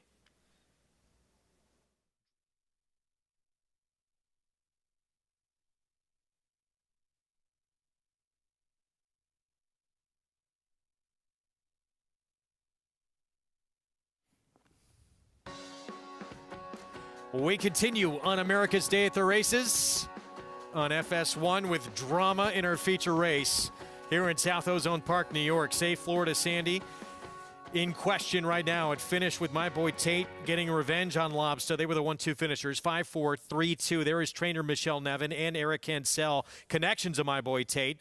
Flashing on the board, we have a dual inquiry and objection. Let's head downstairs to Maggie Wolfendale for more. Thanks, Greg. And I caught up with a rider, Eric Cancel, aboard my boy Tate, who, after he talked to the stewards, he said, you know, they told him they're taking a look at it, and he felt as though with what they said to him that there's a chance that he could come down here. Now, we've seen, you know, worse than this at times not be affected.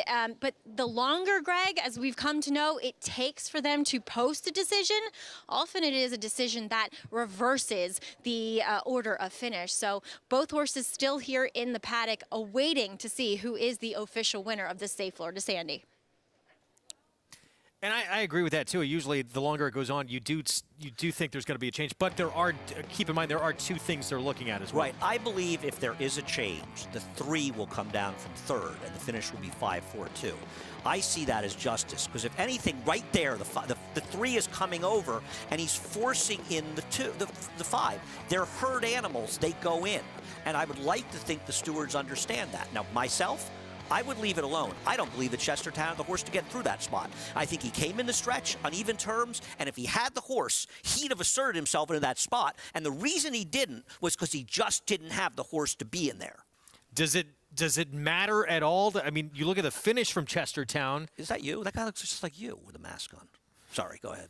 Doesn't he? Greg, are you sure you're everywhere? Connections here concerned all around with how this is going to play out. And this is obviously a very nervous time here in a feature to see how this is going to transpire. But does that finish from Chestertown at all play into it or no? That's a good question, Greg, that I don't have a great answer to. I don't have a great answer to it. So I think it should come into play a little bit, but I think the argument, if you're Chestertown, is say, I had it, they just took it away from me. 3 definitely leaning in on the 5, which causes that bit of a chain reaction.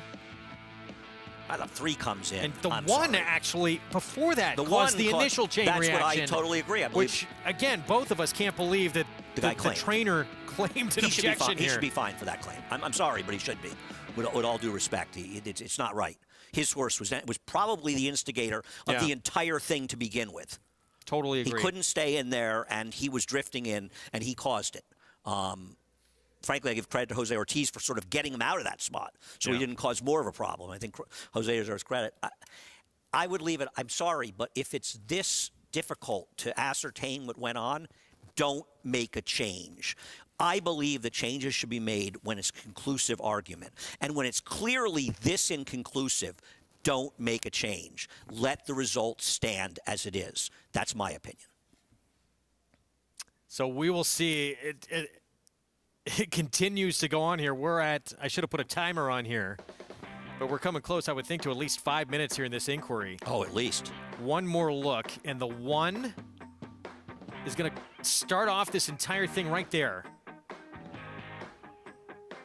5 on the gray on the inside. Right there's the bump.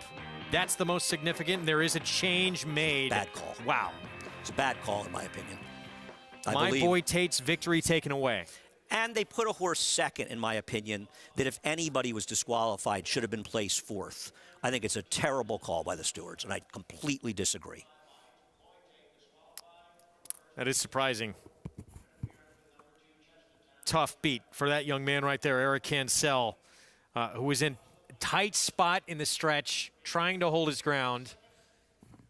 There was contact, and there's Gary Siaka. He's going to get back-to-back wins here with Lobster. Put up to victory after having beat my boy Tate last time out. This time, runner-up to him, but gets moved up via disqualification. Congratulations to Lobster's connections. The horse ran very well in here. I think this is a bad DQ. I don't agree with it at all, and I just think there is too much inconclusive there to have taken a horse down, and there's too much going on with the 1 coming in, the 3 coming in. Now, these stewards don't believe that herding affects the races. I do. And clearly, in this case, they don't believe, because a horse that herded got placed second. I think this is a very bad precedent, personally. And I've said enough. And going back, I thought one of the most interesting things you said, if it takes this long to try and ascertain what happened, it's not conclusive. Yeah, and that kind of that rings true.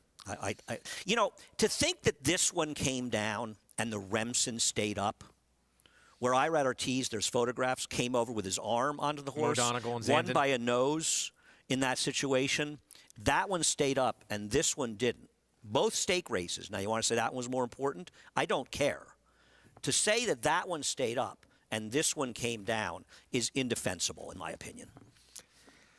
Nevertheless, change made. Javier Castellano making the trip in town to ride this horse, and he gets moved up via disqualification on Lobster. So back-to-back wins for Lobster. The 4-year-old has come back pretty sharp off the layoff, and Gary Siaka with a nice one. Let's go to Oaklawn. This happened just a few moments ago. Let's go to Vic Stauffer.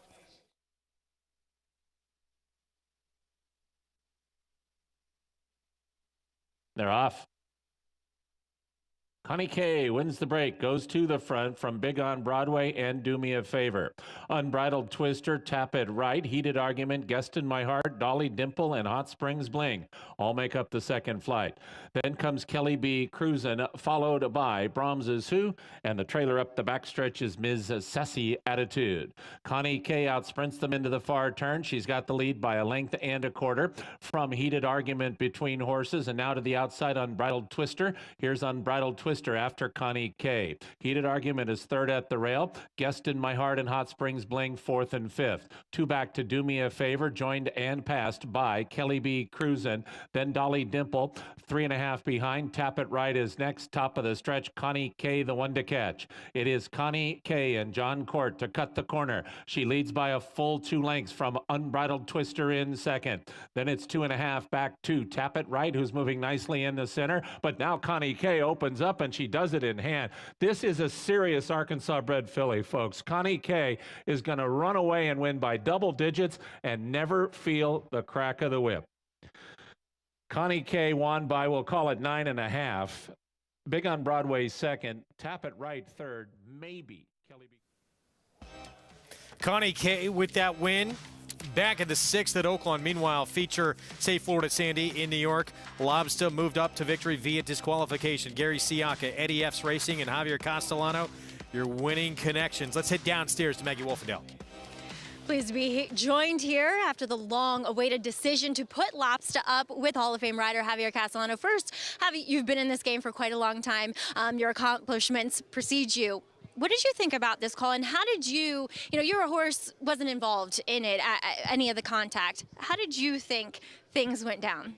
Listen, I believe you have to follow the rule. It's the guideline, and you have to apply the rule. And no matter what, foul is foul. Of course, he didn't do anything for me, but do for the rest of the horses. And that's, I believe you have to apply the rule. And I think they did the right decision. I think the horse and the winner, it could be much the best. He beat the rest of the field, but he have a contact at the top of the stretch. He squeezed a couple horses inside the rail, and they cost to be placed for the second and third place. And I remember a couple years ago with the horse in the Kentucky Derby, they give away to the horse that was outside. He don't have nothing to do in the private, but he squeezes somebody else. I mean, I think I got lucky, and thankful I'm got the winner. Well, you came back up here from Florida after winning with Lobster in the Thunder Rumble, so he must have given you a pretty good feel that day. It was a very impressive effort. Talk about what you think about this horse's talent. Absolutely. I like the way he did it last time. Very impressive. Come on, lay off, and very impressive. Be the same horse he beat me today. I think it's a match race. I see two good horses they fight for the title, and very lucky, to be in that position. And I like the horse, the way he developed himself, and for some reason he get tired a little bit today. But he always very consistent. He always, I like it. That's the reason I flew all the way to here to New York to ride the horse. Your second win of the day. It has paid off the trip back up here to New York. Congrats. Thank you. Thank you, Mighty. All right, the Save Florida Sandy. Quite a matchup between these two horses, and Lobster getting the win via DQ, but a horse that has definitely turned things around in his career for his connections, Greg. Indeed, he has. Wins for Eddie F's Racing. And look, regardless of how you feel about the decision, got a feel for my boy Tate, because he ran a huge race. He was much the best in here. And this decision cost these connections $35,000. Yeah, no, listen, I've said my piece. I'm really not surprised to hear, though, Javier agreed with the call. That's it. The rider who got put up for the win agrees with the call. It was a good call. I thought him alluding to the Derby was a special moment as well. $7.40. That's, of course, the maximum security when that interference happened and that DQ heard round the world. We have more to come. Finale still ahead on this Saturday card from New York, and we still have the feature coming up from Oaklawn. Drama on this Saturday afternoon here in South Ozone Park. We'll be back.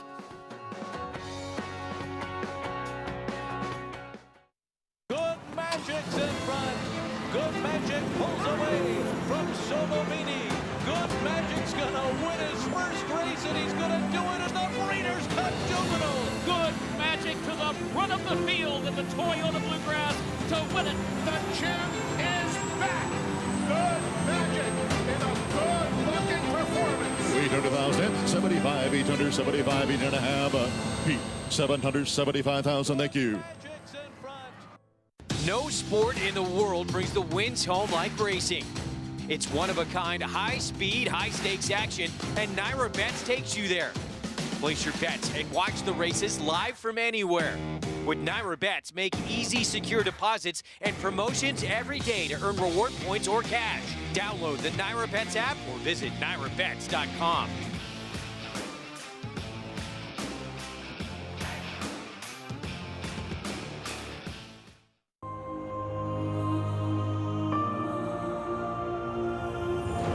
Always been keen on the sons of Tappet. We've done well with him. He's broken out quite well. He's a beautiful mover, potentially a really nice two-turn horse going forward.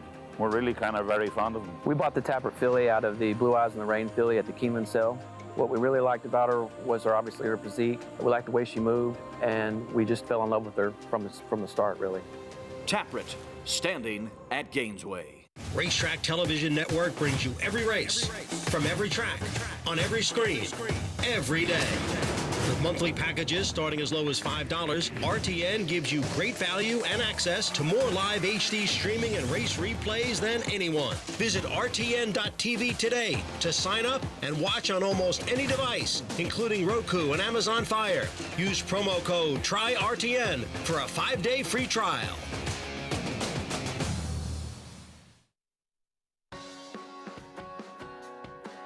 We're back on America's Day at the Races program, brought to you in part by America's Best Racing. For the love of the race, visit americasbestracing.net today. Save Florida Sandy in the books after a DQ.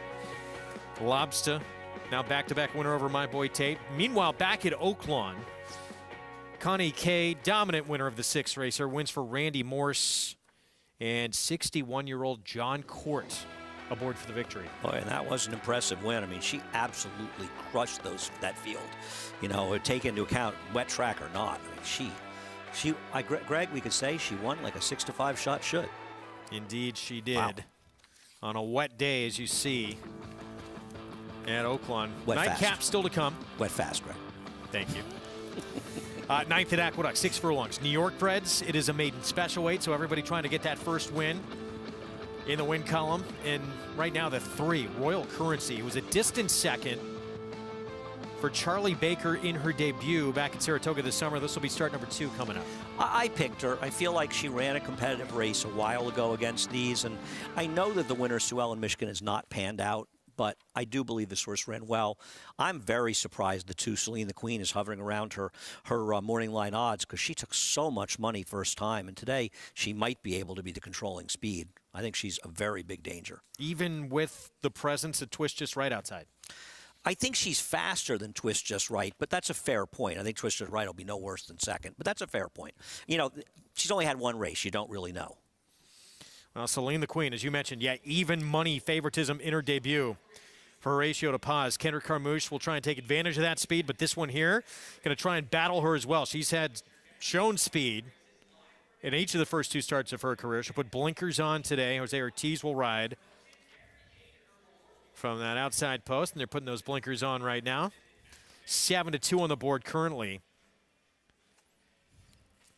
As we're approaching the 9-minute mark to post here. Well, you know, it'll be interesting to see because the 5 is probably going to take a lot of money in here as well, I believe. True Empress. Now, I thought that she was an MTO first time and last time was entered to run turf or dirt. Dave Argona said he believes that she was an MTO both times, but she is a dirt horse, not a turf horse, despite those races being rained off. I don't love her last race. I thought she was picking up pieces, but obviously, True Empress is a contender in here. True Empress, the 5 at 4-1. Let's get a Paddock report and head downstairs to Maggie. Andy, True Empress was entered as an MTO in both of those efforts. As we'll take a look at number 2, Celine the Queen took all the money last time out. She's not taking that much today, that's for sure. And what was a full field, I really liked the winner that day, Lilu, and I thought she was pretty impressive. Now, Celine the Queen, she broke from the inside, had to be used to get up to the front, and then she kind of stopped badly. Now, was it a fact that she needed her first start, she needed Lasix, the sloppy track? Well, all those things are resolved today. I will say that she did look quick in her debut, but today she's just that much more forward, a little bit stronger. I don't know how good she is, but as to use Andy's line, sorry, Andy, where usually when there's smoke, there's fire. So we'll see if she does run better this time around. I do think she is just improved from that first effort. Really strong behind the saddle, striding out quite nicely here in the paddock. Now, number 3, Royal Currency. I really liked her first time out, and she has a lovely pedigree as well, being out of Gold for the Queen. And she was very green in that debut. In the paddock, she warmed up nicely that day, but then when she got behind the gate, as you see, edgy gate, she was acting up. She had that one hole. It was a full field of 10. She had to wait for the rest of the horses to load. And that's why you don't like young horses in their first start having the inside, because of having to stand in there. If you have a nervous one, it just never works out well. And I thought she ran okay. I know well beaten that day, but she comes in here, she's so much more relaxed, calm, focused, very fit despite the layoff. Wish she just looked maybe a touch stronger, but I think she is pretty good here. As we'll move on to the outside runner in number 13, Twist Just Right. She's a big, solid filly. She does add blinkers this time around for trainer Jorge Abreu in her 3rd career start, and one that, because she's a little bit on the bigger, more robust side, seems as though she's had to race into fitness. Now, she's had speed in those last 2 efforts, so we'll see with the blinkers on. There's some other speed in here, but we'll see how she does from that outside post position. She's actually fairly calm here despite adding those blinkers today, Greg. Maggie, thanks. And, you know, it's interesting, Andy, you look at Twist Just Right. I mean, she nosedived figure-wise in that second start. But she did show that speed again. And now blinkers on, hoping to see more speed, you would have to think. But that's concerning because usually that first start to that second start, you're going to see a lot of improvement. Yeah, I didn't like this horse last time. I liked a horse that got completely left at the start and did no running. I didn't like her because I didn't like her debut. The Pletcher horse in that race that finished 3rd, she's come back a couple of times and disappointed at short prices. Now, to be fair, she did lose in one start by a nose, the horse that came back to win the Maid of the Mist. But that horse had it all against her when she won, and let me inspire you, had all in her favor. Now, listen, she's still run well enough not to discount her, and she's better than her last race. I'm just not a big fan of the race she comes out of, but you know, I'm not going to split hairs. I picked the race 3, 2, 13, 5. I didn't have any brilliant ideas here with prices. Well, there's the 5. So True Empress Would love to see a hot pace up front, potentially with the 2 and the 13, because she does come from pretty far out of it. That's what she's done the first couple of starts of her career. Classic Empire filly, who was, for the first time, in a race that was meant to be on the dirt after her first 2 races were washed off the grass. And, you know, it's an interesting discussion, Greg. Like, from a speed figure standpoint, and I imagine the thoroughgraphs you look at, she's just a very logical horse, right? But you ask yourself, she's now running in a race that was scheduled for the dirt. The 13, a known dirt commodity. The 2 and 3, known dirt commodities. So the 2, we have some question whether or not the horse will ever justify the even money. Now, after being entered against horses meant to run the turf, now I will say, the horse that finished second, to True Empress, Tough Street. That was a Chad Brown second-time starter who had run a reasonable buyer figure on the dirt first time out. So that was a horse that, even though entered for the turf, had run well in the dirt and was not an MTO, was entered as part of the body of the race. That I know. Post-parade coming up. Let's get Jonathan's thoughts before we head to the post-parade.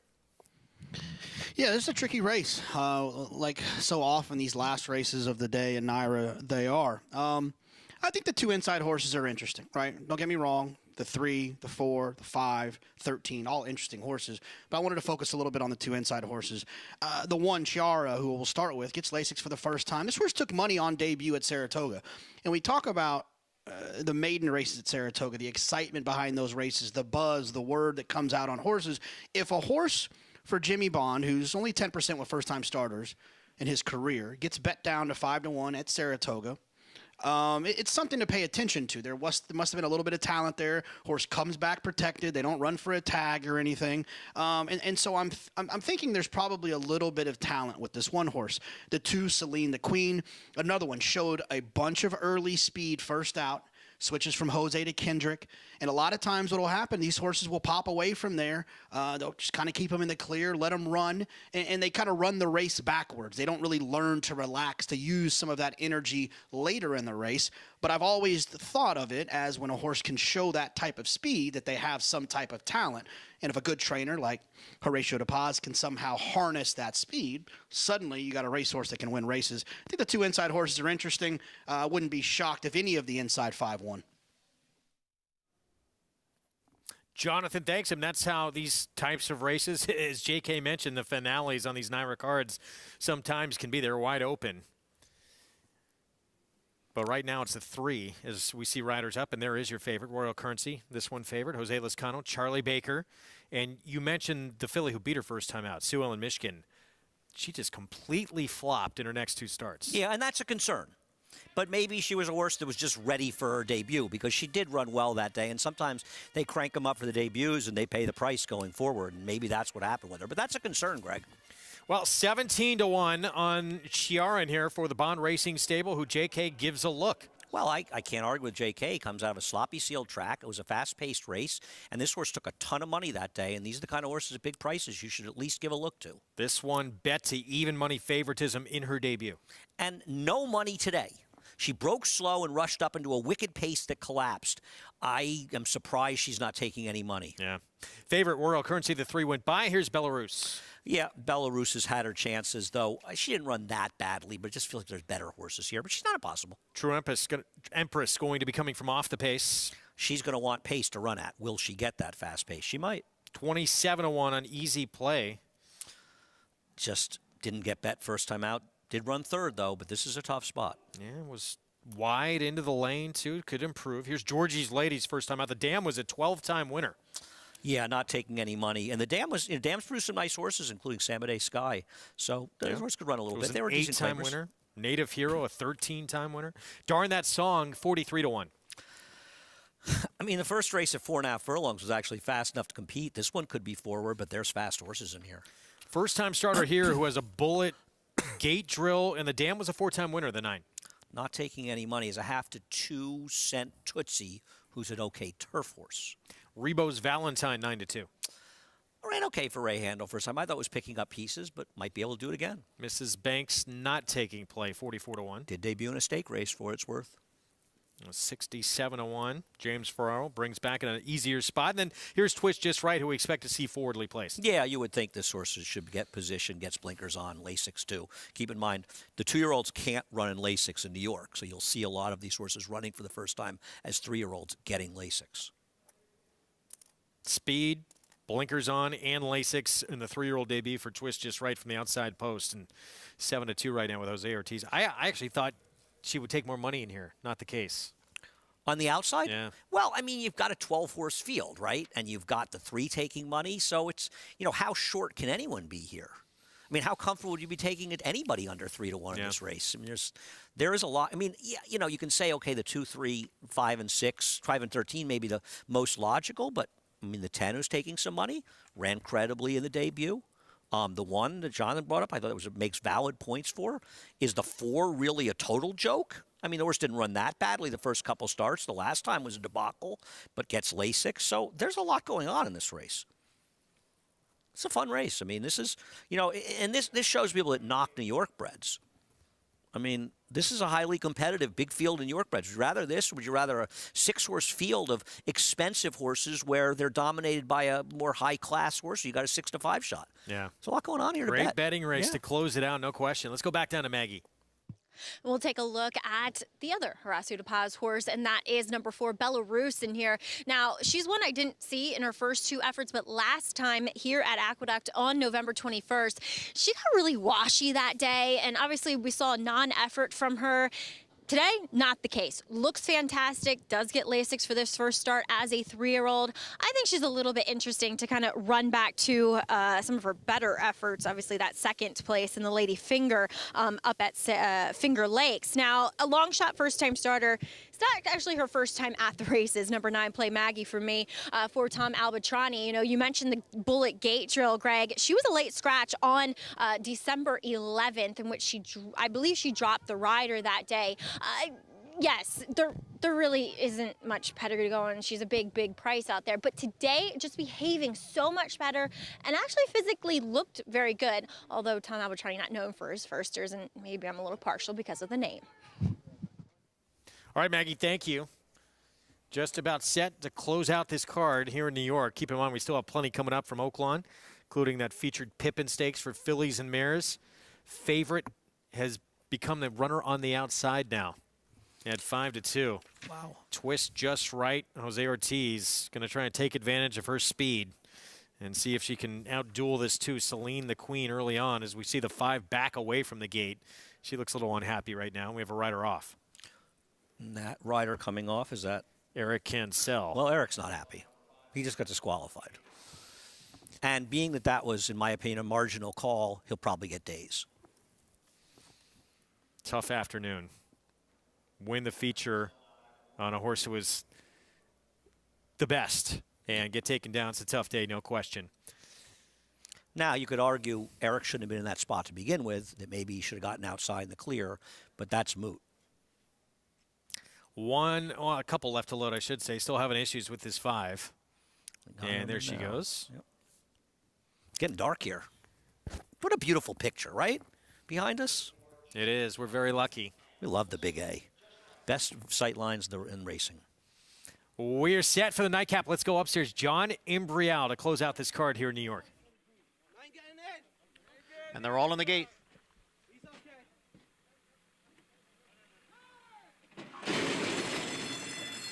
And they're off. From the inside, Chiara and Celine the Queen. Those 2 are out first. And then comes Easy Play, who is racing in 3rd, right alongside of Rebo's Valentine. Then Darn That Song in 5th, followed by Royal Currency in 6th. Belarus is next in 7th. True Empress runs in 8th. Georgie's Lady splits horses and moves up from 9th. Then it's Mrs. Banks, who is next in 10th position.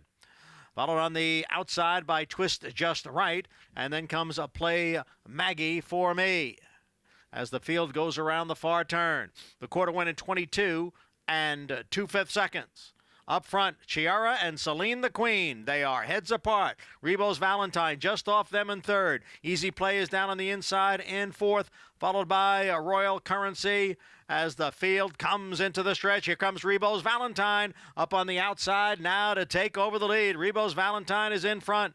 Then comes Celine the Queen, along with a Royal Currency and Darn That Song. It is Rebo's Valentine, and it's going to be a 3-win Saturday for Dylan Davis. Rebo's Valentine, much the best here. Very tight for second between Darn That Song and Royal Currency. Big days you heard from Johnny Real with Dylan Davis. 3-win afternoon. This horse well past the wire, still going strong, leading this group. Wins second time out for Ray Handel. This horse was much the best, and you could almost see it. The way she showed so much speed. She didn't really have a ton of speed, not that she was slow, but she was much more in the game today, and they came for home, and she just took over. It feels like the 3 may have gotten second in this race, Royal Currency, but a distant second. The winner, I didn't like her. She was much the best. 5-1.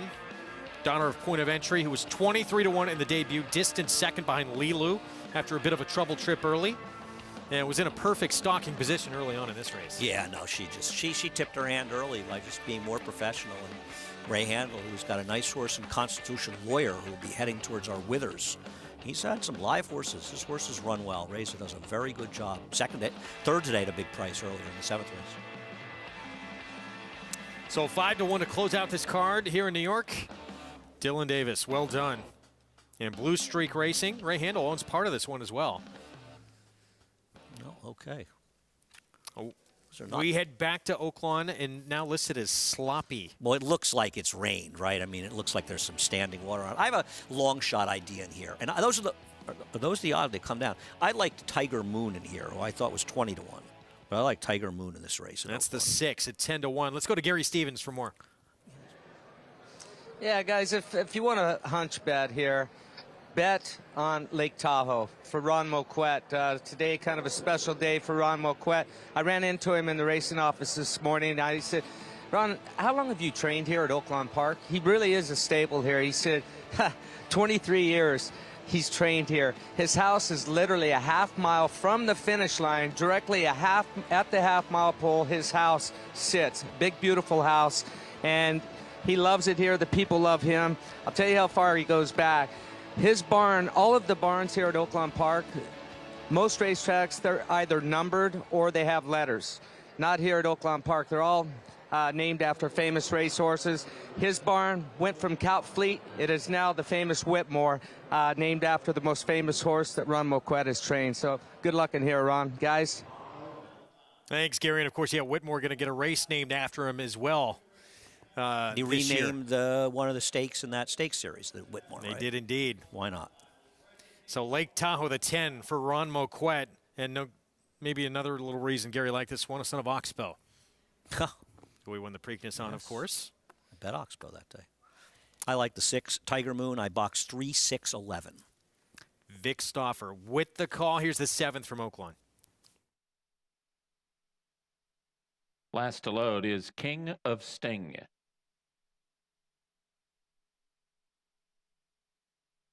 They're at the post. They're off. Good start for Magoo and Lake Tahoe. To the outside, King of Sting going to be wide. Maximum Impact just inside of him. Magoo is moving through at the rail, but it will be Lake Tahoe at the clubhouse turn. He's the leader by a length from Magoo in second. King of Sting runs up into third. Then it's a length and a half further back to Looking for Excitement, who settles in fourth. Maximum Impact is just outside of Pure Rocket. Then Aristocat at the rail midfield and about 4 from the front. Side Bet and La Flecha are next. Towards the back of the pack are full on Tiger Moon and At the Rail Declare the Moon as they run up the backstretch, and the leader is Lake Tahoe. Lake Tahoe is 2 lengths in front of King of Sting in second. Then comes Magoo third at the rail. Moving between horses goes Pure Rocket. Here's Pure Rocket if he can find a way through. Looking for Excitement is fifth with 4 lengths to make up. He's 2.5 in front of Maximum Impact. Then comes a Side Bet. Aristocat's got to go. Aristocat has dropped back to second to last right now, and they round the far turn with Lake Tahoe just in front. Looking for Excitement is racing fourth now, but he's on the move. from the outside, and Magoo. Maximum Impact has 5 to come. Moving through at the rail is La Flecha, and he is passing horses. Here's Long Shot La Flecha moving up, and within 3 and of the lead, which is held by Magoo. Magoo comes to the final furlong, now with a 3.5 length lead. La Flecha continues to battle from the inside, then to the outside, and King of Sting, but it is Magoo far in front now. Magoo is 6 or 7 lengths in front. Going to be close for second between La Flecha and King of Sting. Magoo. Magoo won by 7. La Flecha was second. King of Sting was third. And Declare the Moon finished fourth. Magoo in a different zip code than the rest of this field for McLean Robertson, breaking his maiden career start number 3. He did not win like a 17-1 shot. He won like a 3-5 shot. This horse, I mean, he was dropping, but wow, did he improve. But he had shown speed stretching out. $3,000 yearling purchase, son of Bayern, winning like Bayern. That could have been Bayern in this He this went group. down from 17 to 12 as I was looking Wow. at it after the race, so that was late money. Magoo for Novogratz Racing Stables, McLean Robertson. Your winning connections here in this 7th from Oaklawn. We'll have the prices for you when we come back. We're going to take a quick timeout. Features coming up next. That's the Pippin. And we'll have the story of old friends to come and some of the great retired racehorses all hanging out together in retirement.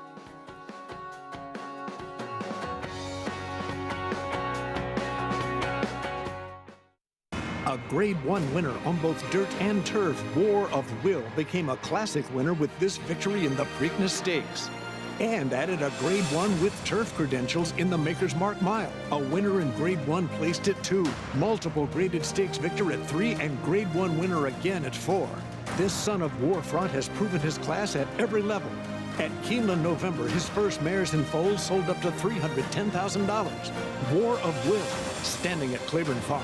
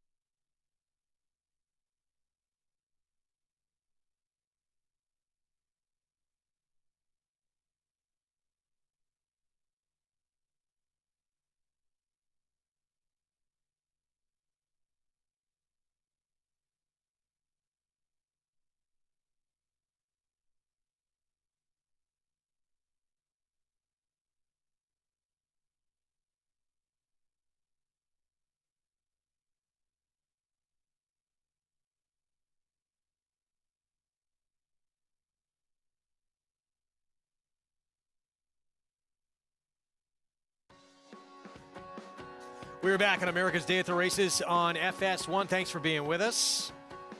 Card in the books in New York. Rebo's Valentine. Second start for trainer Ray Handel.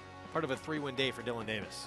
Yeah, nice day for David, and Dylan, excuse me, and a nice day for Ray as well. Because you know one thing, you win with with 3 newly turned 3-year-olds. Maidens like this, there's so much to look forward to with them. You know, it's one thing you win with hardened veterans, but a horse like this was an impressive win. Just buried the field, and you have to like how much more professional the horse was from the first start to the second start.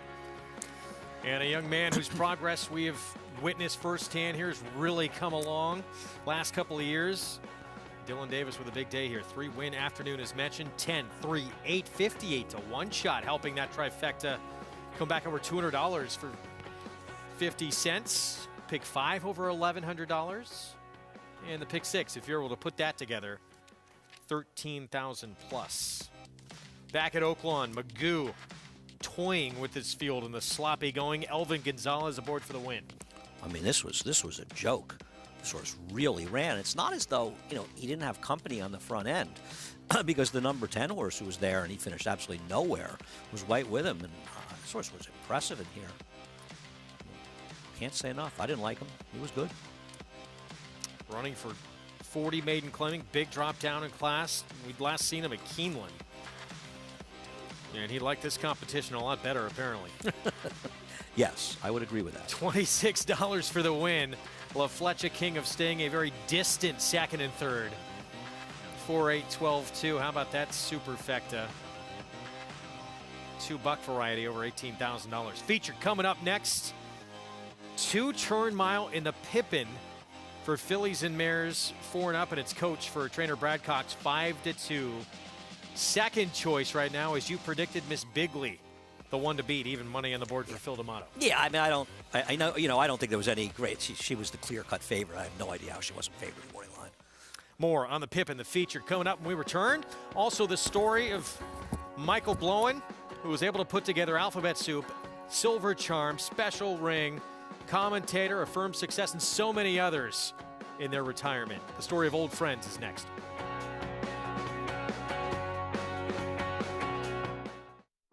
This is the horse. He is just too good. This is the horse who became only the second champion 2-year-old to win the Travers in 3 decades. This is the horse who is the only Breeders' Cup juvenile hero ever to lift the Belmont Stakes. History-making brilliance. That's his essential quality. Essential quality. This is the horse. Just imagine. No sport in the world brings the wins home like racing. It's one-of-a-kind, high-speed, high-stakes action, and Naira Bets takes you there. Place your bets and watch the races live from anywhere. With Naira Bets, make easy, secure deposits and promotions every day to earn reward points or cash. Download the Naira Bets app or visit nairabets.com.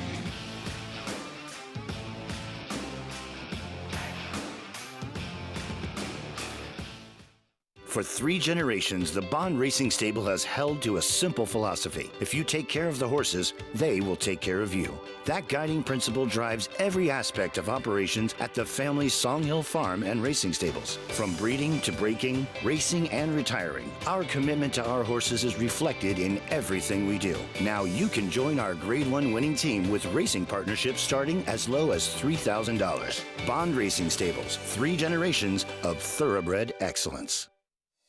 It's America's original sport, and no one covers it better than americasbestracing.net. From the sport to the lifestyle, the best races, horses, and destination venues, cocktails, gambling, fashion, and more. americasbestracing.net is a sport for you.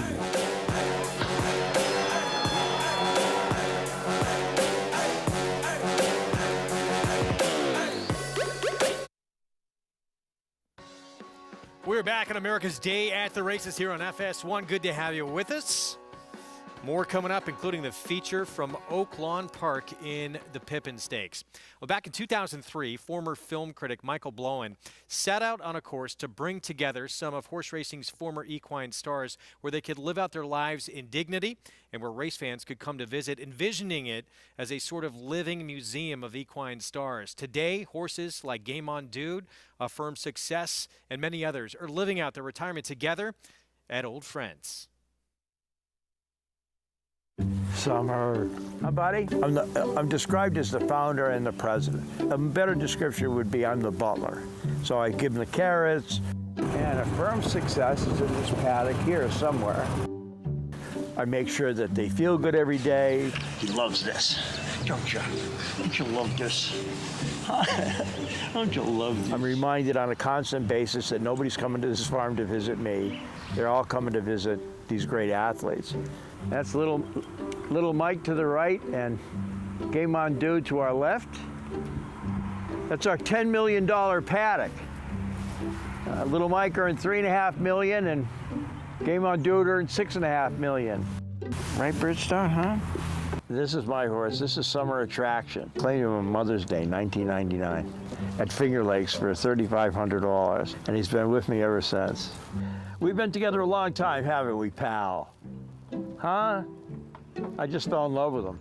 Michael Blowen looks like a natural taking care of the horses, but this wasn't always the case.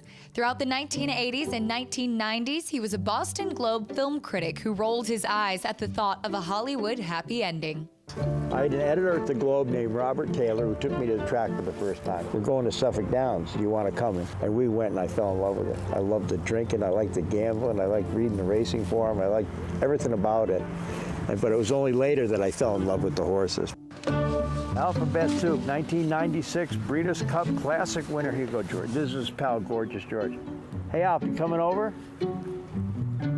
But Alphabet Soup is so amazing. He survived cancer. We got cancer treatment for him, and he survived those. And he just turned 30. He's the oldest living Breeders' Cup winner. I got your carrots. He loves to get his back rubbed. Alfie, come here. Please? Pretty please?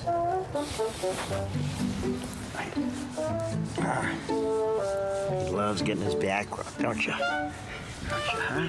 Mm-hmm. Yeah, we do, huh? He's so cool. One of his sons is running now. His name No Soup for You. No soup for you. Hi, Alf. Silver Charm is the king. He's like Elvis at Graceland. People come from all over the world to see Silver Charm. He has the Kavorka. You know, he has the magic. He's the star. He's got that quality about him. Hi. Can I get my kiss? Thank you. And he loves getting his picture taken, and people take selfies with him, and he adores the attention, and he's the perfect star of Old Friends. Oh, and Silver Charm also is the only horse we have here who's got a trust fund. So Mr. Lewis, before he died, Mr. and Mrs. Lewis set up a trust fund for him. He sends Silver Charm $10,000 a year. In 2002, Old Friends had only a leased paddock with 2 horses. Today, Blowen's Horse Haven is home to over 130 retired thoroughbreds on a 236-acre farm. Blowen has never felt more at home. I'm having more fun now than I ever had covering the movies, or ever had when I was a kid, or ever had when you're supposed to have all the fun. Ivan. Because Ivan's big and fat. Believe me, when I was living in Boston, in my younger days, I never thought that I would end up in Kentucky and be homesick when I left Kentucky, because I love this place. Well, it really just comes across that Michael Blowen's living out his dream right now. They actually won a special Eclipse Award honoring their contributions to the thoroughbred industry. That was back in 2015. I mean, to know Michael is to love Michael. He's a terrific guy, and Old Friends has done so much good. Not just for the horses, really, because it's Old Friend Farms. You can go visit the horses, and I think it's brought a lot of pleasure to people as well. And, it's hard to tell people to give money or what they can give money to, but if you want to support the horses, you could do worse than give a few dollars to Old Friends. Home to over 150 retired thoroughbreds, a lot of names that most people would recognize who follow the sport even casually. Yeah. We still have more coming up. Oaklawn, the feature next, the Pippin. And Miss Bigley and Coach dominating the wagering here as expected. Miss Bigley coming in from Churchill off a 3rd place finish to obligatory, who's a multiple stakes winner for Bill Mott. Yeah, and she'd be pretty short here. I thought Miss Bigley ran well last time, and I just think you got a horse that's consistently run the numbers. Now, maybe Coach has a little more upside, but she's going to need it because she's going to have to improve to get it done. Thought there was a bit of an interesting horse in here for trainer Robertino Diodoro, W.W. Fitzy. That's my long shot. I'm going to bet the 3 to win and press a 6-3 exacta. That one just claimed by Diodoro. More on the Pippin as we look at Coach heading to break. We'll be back with the post parade right after this. Run Happy is the #1 second crop sire by stakes winners, graded stakes winners, and earnings. Run Happy is represented by Smile Happy, the Kentucky Derby individual Future Pool 1 favorite. a leading dirt sire, and now with an exciting Kentucky Derby hopeful. Call Bernie Sams now and book your mare to Eclipse Champion Run Happy right now. Run Happy standing in stall 1 at Claiborne Farm.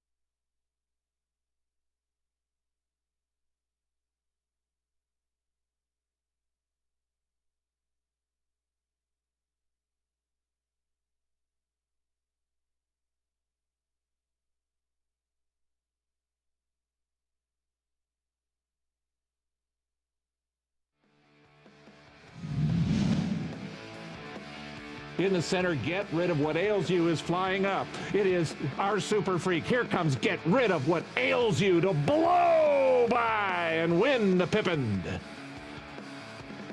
That was last year's edition of the Pippin. She was so far back, broke basically last out of the gate. She finished strong to take the win for Brad Cox, who's trying to win it now in back-to-back seasons. Well, Brad Cox, a very dangerous trainer for sure. I think there's this sort of misnomer, though, and I've actually talked about this with Brad, who agrees.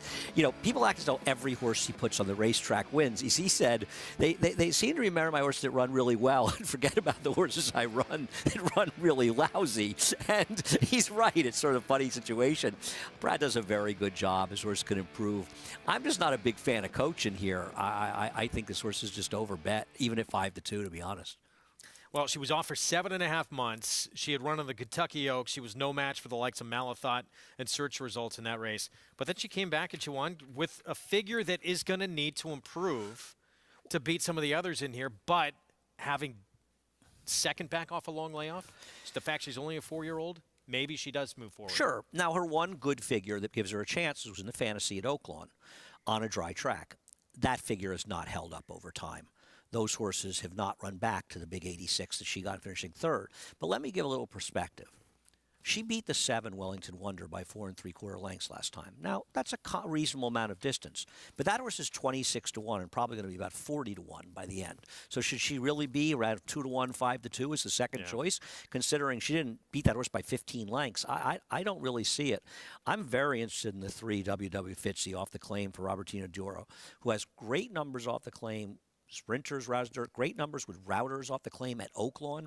He also has extremely good numbers, and he won with a horse here on Friday, or maybe it was last week. I think it was, who can remember? It was one day recently. Off the claim that he claimed outside of Oaklawn and shipped in.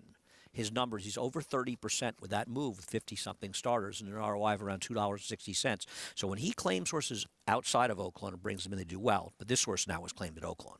Meanwhile, you look at the company that Miss Bigley, the 6, who's the favorite now, is kept, and it's easy to see why she's the 7-5 favorite. Yeah, she's running against better horses. I mean, Obligatory, Matera, you look at who she's running against. Her figures, Beyer figures in the last 7 races, 88, 89, 85, 87, 94, and 86. She's not an omni-fig in that every race she's run isn't faster than everybody in this field. She's pretty darn close, especially recently. Second to Envoutante. Ran that huge race in the Fall City. Crystal Ball. These are, I mean, they may not be the best of their division in the country, but they're certainly grade 2 to 3 horses. And I don't think she's necessarily facing that kind in here. Maybe somebody improves, but as of now, Miss Bigley's just done it.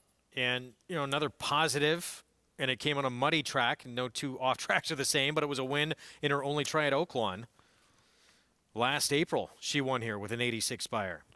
There you go. She's a horse that can show speed, but she can rate. She's manageable. She's very logical. A horse in here that's getting bet that I think is probably the best one to bet against is the 2 Breeze Rider. They're betting this horse based on her races on the turf. This race is on the dirt, and I know that there's some people that think sloppy track and turf races equate. This is a turf horse that they're taking a shot in the winner. I wish them the best of luck, but I think she should be twice that price here. Probably get in the winner's circle. Yeah, and she's, well, on turf, she's competitive in stakes in higher level races. Oh, Dirt, sure. it does not seem to be the case at all. Yeah. So that is surprising. Yeah, she's won 4 of her last 5, but 3 of those on turf, 1 on synthetic. Dirt, a different story. She's 4-1, the 2 Breeze Rider for Steve Manley. As we get set for our post parade here coming up against sloppy going. It was wet fast to begin the afternoon, and just about a race ago, downgraded even further to sloppy going. And for Coach, maybe that's a good thing. She is 2 for 3 on an off track, with her only defeat a runner-up finish. Wet tracks are funny. You know, if you have the favorite, you never want a wet track. Now, Coach isn't the favorite, so Brad Cox probably doesn't mind seeing the wet track. When you have the favorite, though, even if the horse likes a wet track, you sort of want everything to be equal. And wet tracks may help a horse that isn't that good, and that's what you worry about a little. And Ricardo Santana Jr., he was on board for that comeback victory after the long layoff for Coach, and he'll be back aboard today here for Brad Cox, who just set a new earnings record for trainers. And a big chance to go back-to-back as an Eclipse Award winner's leading trainer. I would vote for him over Steve Asmussen. I think the 3 finalists should be those 2 and Chad Brown. Probably Brad deserves it back-to-back years, though Steve obviously had a good year. Coach, 4 for 9 lifetime daughter of commissioner, and here's Breeze Rider, who we talked about. Yeah, I mean, this horse right now at 4-1 to me seems like an underlay. Others obviously disagree. But even this horse won on a wet track on a 59 buyer and a $15,000 claiming race. Not going to cut it here. No, it is not. W.W. Fitzy, 9-1, blinkers on. This is my interesting horse, claimed by Flying P, Robertino Diodoro. Feels like claimed for this spot. It's all in the notes. Coming in off a win at Oaklawn in a tough money-earned allowance. Yeah, I'm surprised this horse is 14-1. She's a rank outsider in this race. Josie next door at 5-1. Steve Asmussen, he'll have Ramon Vasquez aboard. Thought she was dangerous in here. I think she's a generous price at 5-1. I think she's one of the main logical horses on paper. Yeah, Miss Bigley, the one to beat at 7-5. She loves an off track as well. What's not to like? She just looks like way the horse to beat. She's faster than these horses, and she can put herself in position. And the big long shot outside, Wellington Wonder, who was chasing Coach to no avail, well, was in front of Coach, I should say, to no avail last time out. Yeah, I mean, listen, she ran one of her better races last time, but is it good enough to compete? This field's gotten tougher, the one she was in last time. Yeah, she was forward early in that race, then backed up to a distant third. Meanwhile, we talked about Breeze Rider. Can she be as effective on dirt as she has been on turf and synthetic? E.T. Baird will be aboard. For more, let's go to Gary Stevens. Yeah, guys, and E.T. Baird, this is his first race that he's ever rode at Oaklawn Park, and that seems odd to me because E.T. has ridden all over the United States. He's been a regular on the Chicago circuit, Arlington Park, Hawthorne, for a number of years. We rode together when we were both young. Well, getting a little long in the tooth, but he still rides a great race. I talked to the Connections earlier today. They said that they feel that she is probably better on synthetics or turf, but they're giving it a shot today. They're glad that they got a wet racetrack. She's 1 for 1 on a wet racetrack, but does that form hold up? I would like her form to hold up even better now that it's sloppy. It's going to have to hold up. She's going to have to run one of her better races today. Does she have it in her? E.T. Baird, he's been a specialist at Hawthorne, and I've always told people that here at Oaklawn Park, after spending a full season here, this racetrack, when you ride the mile race, it plays more like a bull ring, meaning sharper turns and shorter stretches than, like, say, a mile racetrack does because of that short finish line where they finish at the 16th pole in these mile races. But listen, they're all going to have to run hard to beat Miss Bigley. In my opinion, Miss Bigley is she's coming off some good races. Coach, she is supposed to improve. Second off the layoff for Brad Cox today, and I think she's going to have to improve. But I'm looking forward to a great race, guys. Gary, thanks. So we'll find out how it plays out here. As for Breeze Rider, she is 9-2 with E.T. Baird, as Gary mentioned, on board for Steve Manley with more on this 5-year-old mare.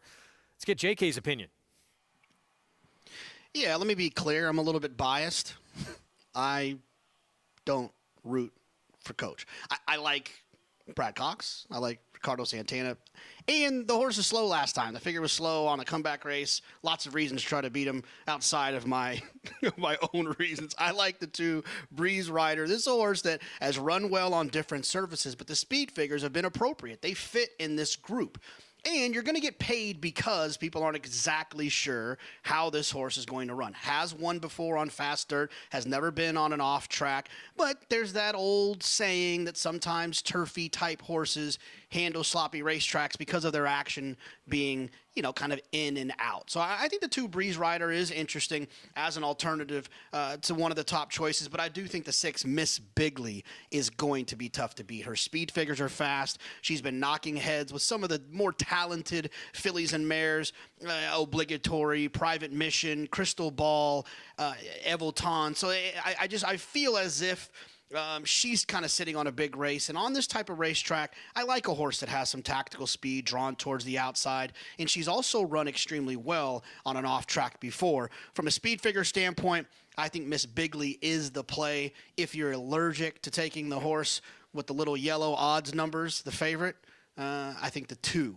is an interesting horse, Breeze Rider. And there is the 2. Stepping in again, much better over the course of her career on turf and on synthetic. We'll see if that translates here to dirt. It did win on an off track, as JK mentioned, but that was a slow figure. She'll need to step it up against this group. Miss Bigley, the favorite. Coach, second choice from the inside for Brad Cox. It's the Pippin from Oaklawn.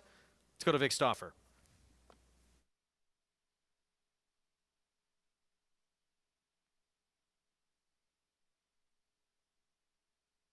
They're at the post.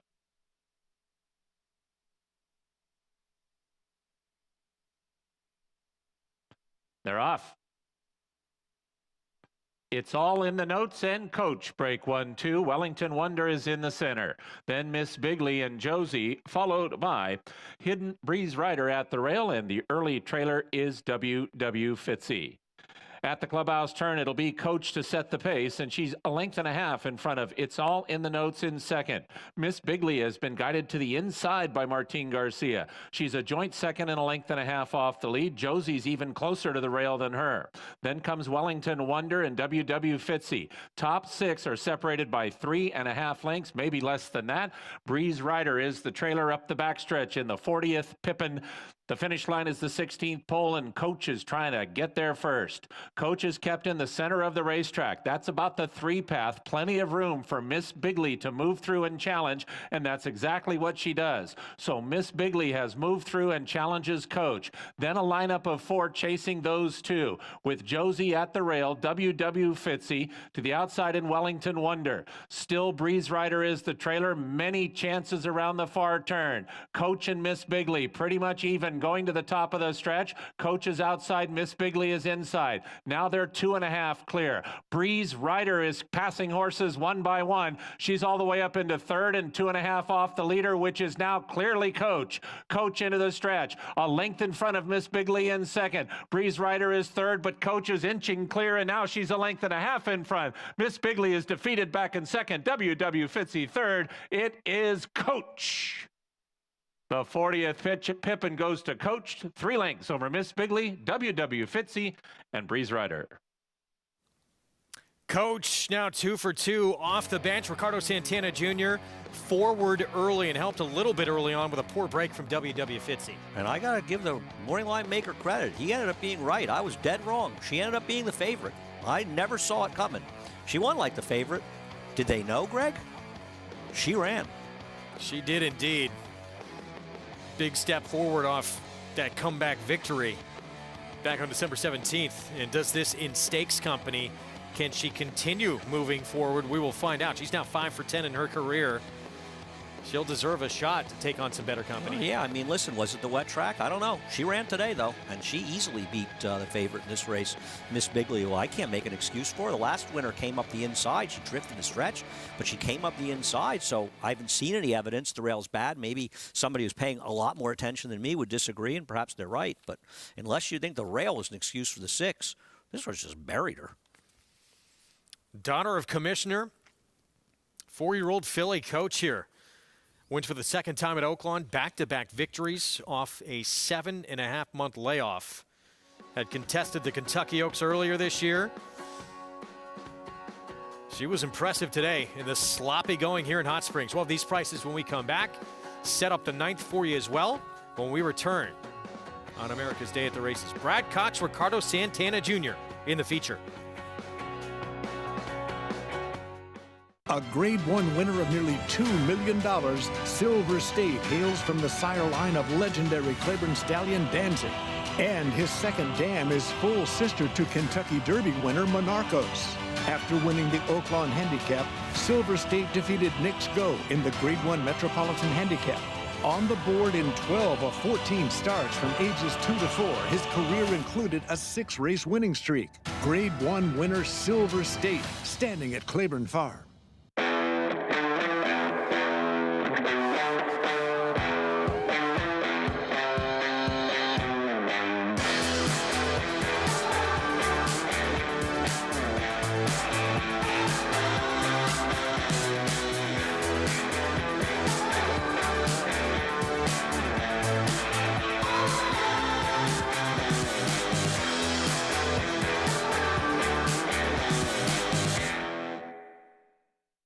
Spun to Run.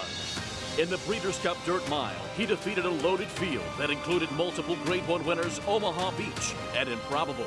His brilliant speed figures were among the fastest of any 3-year-old at a mile or more. And he hails from the legendary Danzig sire line. Multiple graded stakes winner, millionaire, Breeders' Cup champion, Spun to Run, standing at Gainesway. Racetrack Television Network brings you every race, from every track, on every screen, every day. With monthly packages starting as low as $5, RTN gives you great value and access to more live HD streaming and race replays than anyone. Visit RTN.tv today to sign up and watch on almost any device, including Roku and Amazon Fire. Use promo code TRYRTN for a 5-day free trial.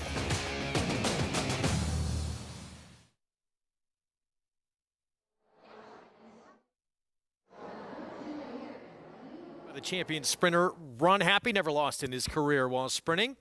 Did it all while racing medication-free, now standing at Claiborne Farm. Feature in the books at Oaklawn, and it's Coach coming up big for trainer Brad Cox and Ricardo Santana Jr. aboard for the win. Yeah, she was much the best. She ended up favored. Morning Line Maker got it right. I got it dead wrong. And she was favored, and they were right. Boy, I'm shocked. Cuba Racing, they're going to relish this one. Coach big in the slop, holding off Miss Bigley. W.W. Fitzy, that poor break, actually wound up third at 9-1. Let's go to Gary Stevens for more. Ricardo, you chose to put Coach on the lead today after sitting just off the pace in her comeback race. What was the idea today? Well, it's a lot of water inside the rail today, and Brad never told me what to do, and I told today, I said, the only way we can win the race is break. She broke short, get out the rail, and she improved today a lot. Yeah, and it looked like when Miss Bigley came up on the inside of you that she was going to possibly be in a dogfight down the lane, but not to be. Well, I have a lot of horse in the lead. She relaxed really well today, too.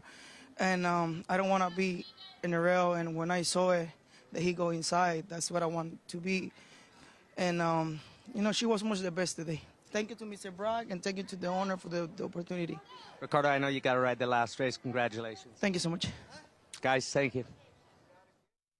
Stories of Ricardo Santana Jr.'s demise greatly exaggerated as he is so much made about no longer being the sole main rider for Steve Asmussen, but he is right there among the top riders again.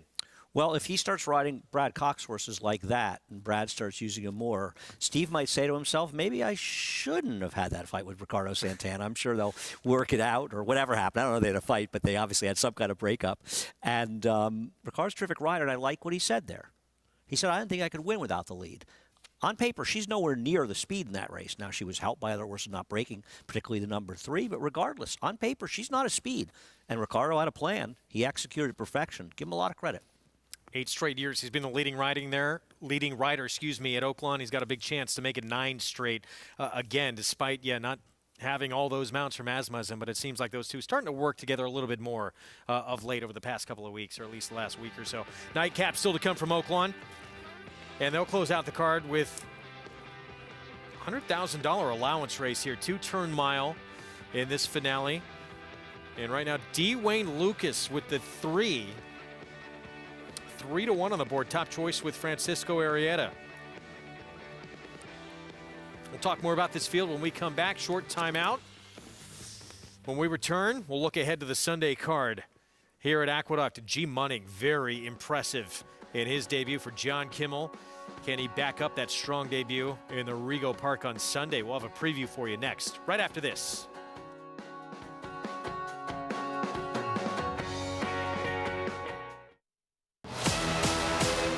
Alongside of Ticonderoga, Good Samaritan won it.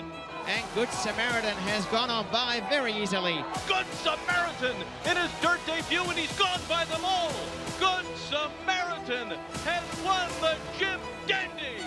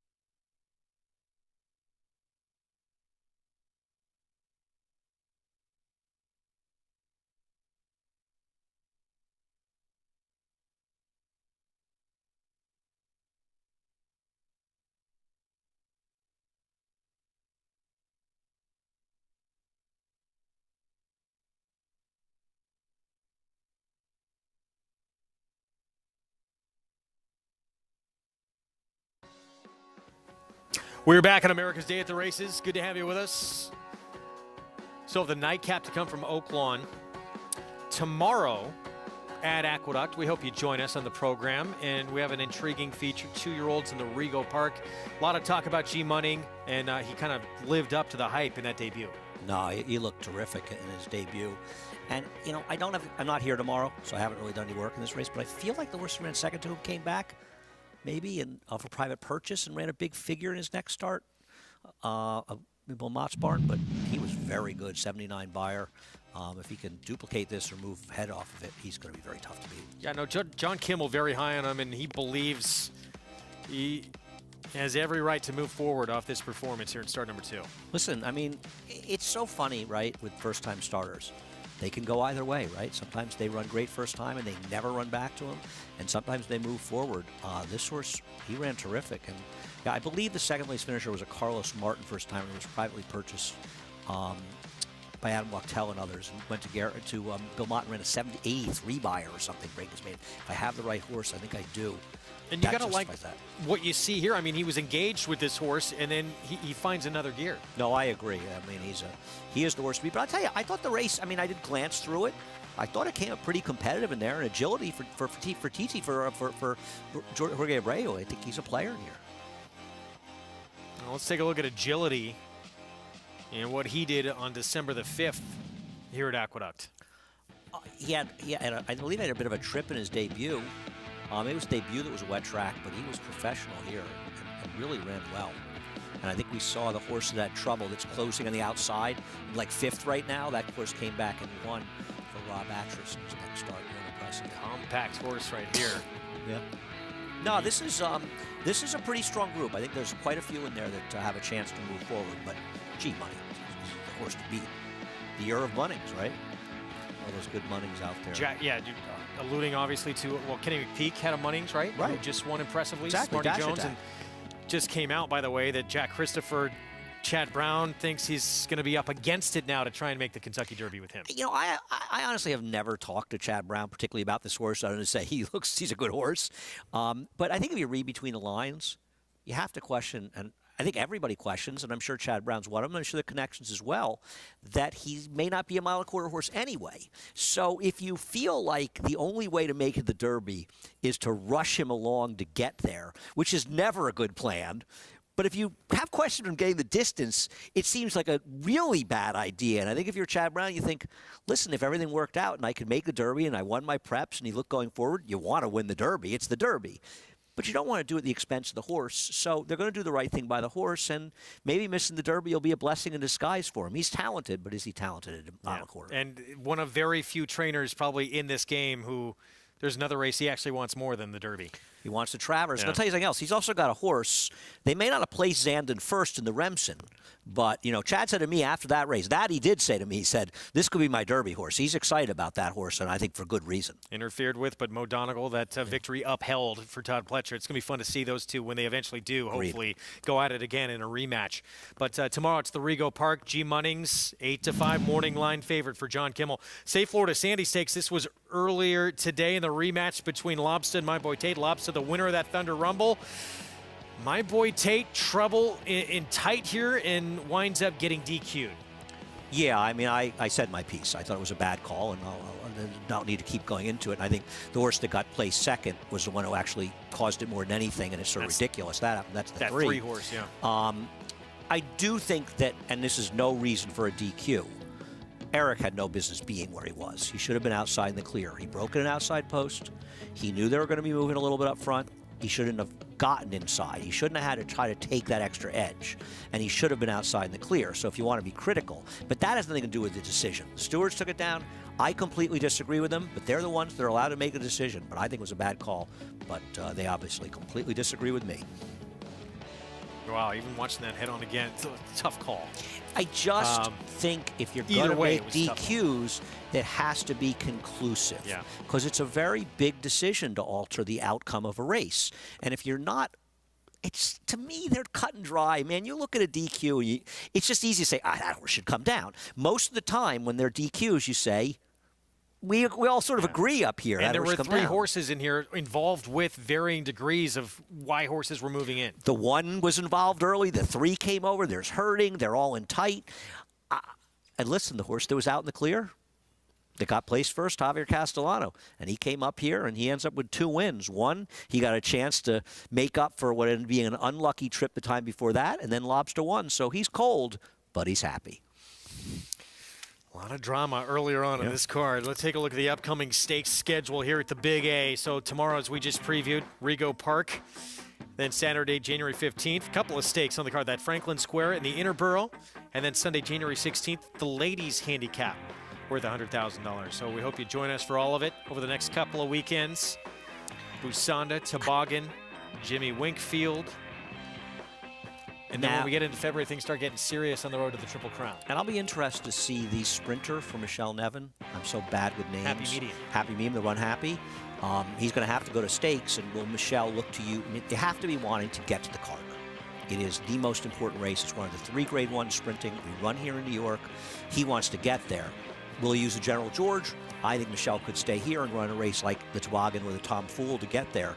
But Happy Medium, and it would be nice to see Samantha Siegel, who's such a great supporter of the game, has a nice horse. And for Michelle to have a horse that could be a really top kind of sprinter, that's exciting as well. She's one of the top trainers in the game, and I think a lot of people they're not as familiar with her because she doesn't have as many horses in stake races. Michelle Nevin, of course, trainer of my boy Tate. He's though a New York bred. This is a Kentucky bred, winning and dominating right now in open company. 103, 104 Beyer speed figures and wins in 2 of those last 3 victories. Yeah, no, he's good, but the figures are fast, but when the competition gets tougher is when you find out who the real deals are. But Happy Medium certainly has the potential to be the real deal. Take a look at this field for the finale from Oaklawn. Again, it's a 2-turn mile coming up to close out the card in Hot Springs on this sloppy racetrack. And right now, Phantom Dance taking some money from an 8-1 morning line down to 5-2 for Phil D'Amato, who's trying to rebound off that runner-up finish. Miss Bigley was the one to beat, got beat by Coach. Can he rebound with a victory here in the Nightcap? Field coming up, post-parade when we return for this finale from Oaklawn next.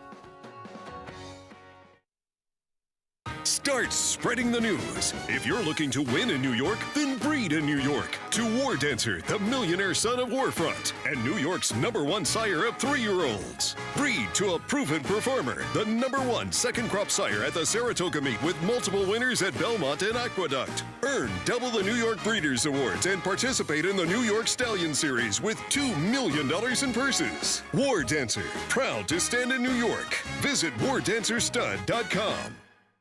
No sport in the world brings the wins home like racing. It's one-of-a-kind, high-speed, high-stakes action, and Naira Bets takes you there. Place your bets and watch the races live from anywhere. With Naira Bets, make easy, secure deposits and promotions every day to earn reward points or cash. Download the Naira Bets app or visit nairabets.com.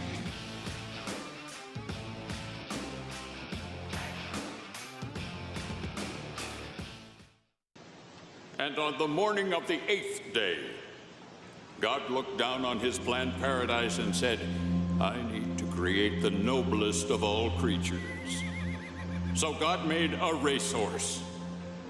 He needed a horse that is faster, smarter, sleeker, and sounder, so God made a racehorse. He created an animal sound of wind with oversized nostrils to breathe fire like a dragon and turn oxygen into rocket fuel.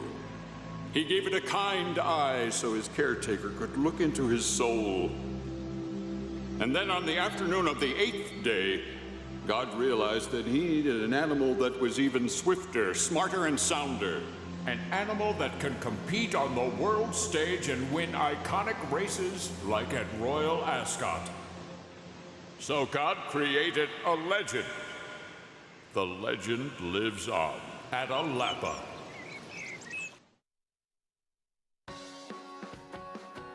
We are back on America's Day at the Races. Thanks for sticking with us here on FS1. We got one more coming up to close out this card in Hot Springs, Arkansas. Race 9 here at Oaklawn, a 2-turn mile.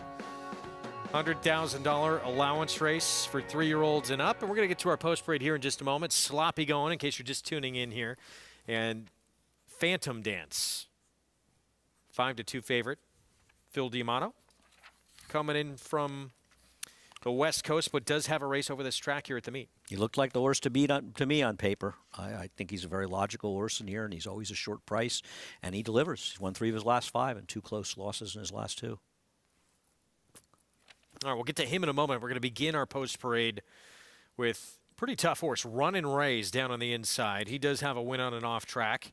Son of Street Sense, who should be forwardly placed, especially from the inside. I agree with you. I think they're a faster horse near the 3, Mia Comet. I just am afraid he's lost his form. He got really good for Joe Sharp, and now he's tailed off with 1 clunker, 2 subpars.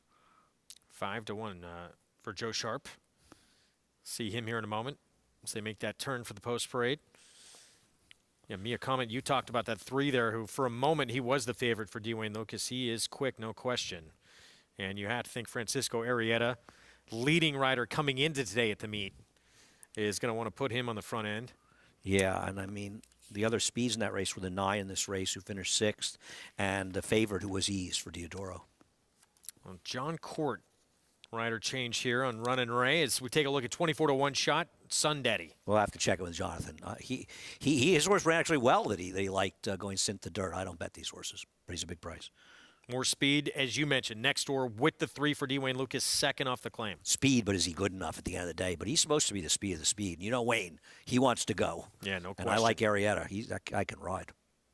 That was his first try against winners last start. It was at this condition. He was only beat 2 3/4 lengths. Here's Otto the Legend for Steve Asmussen.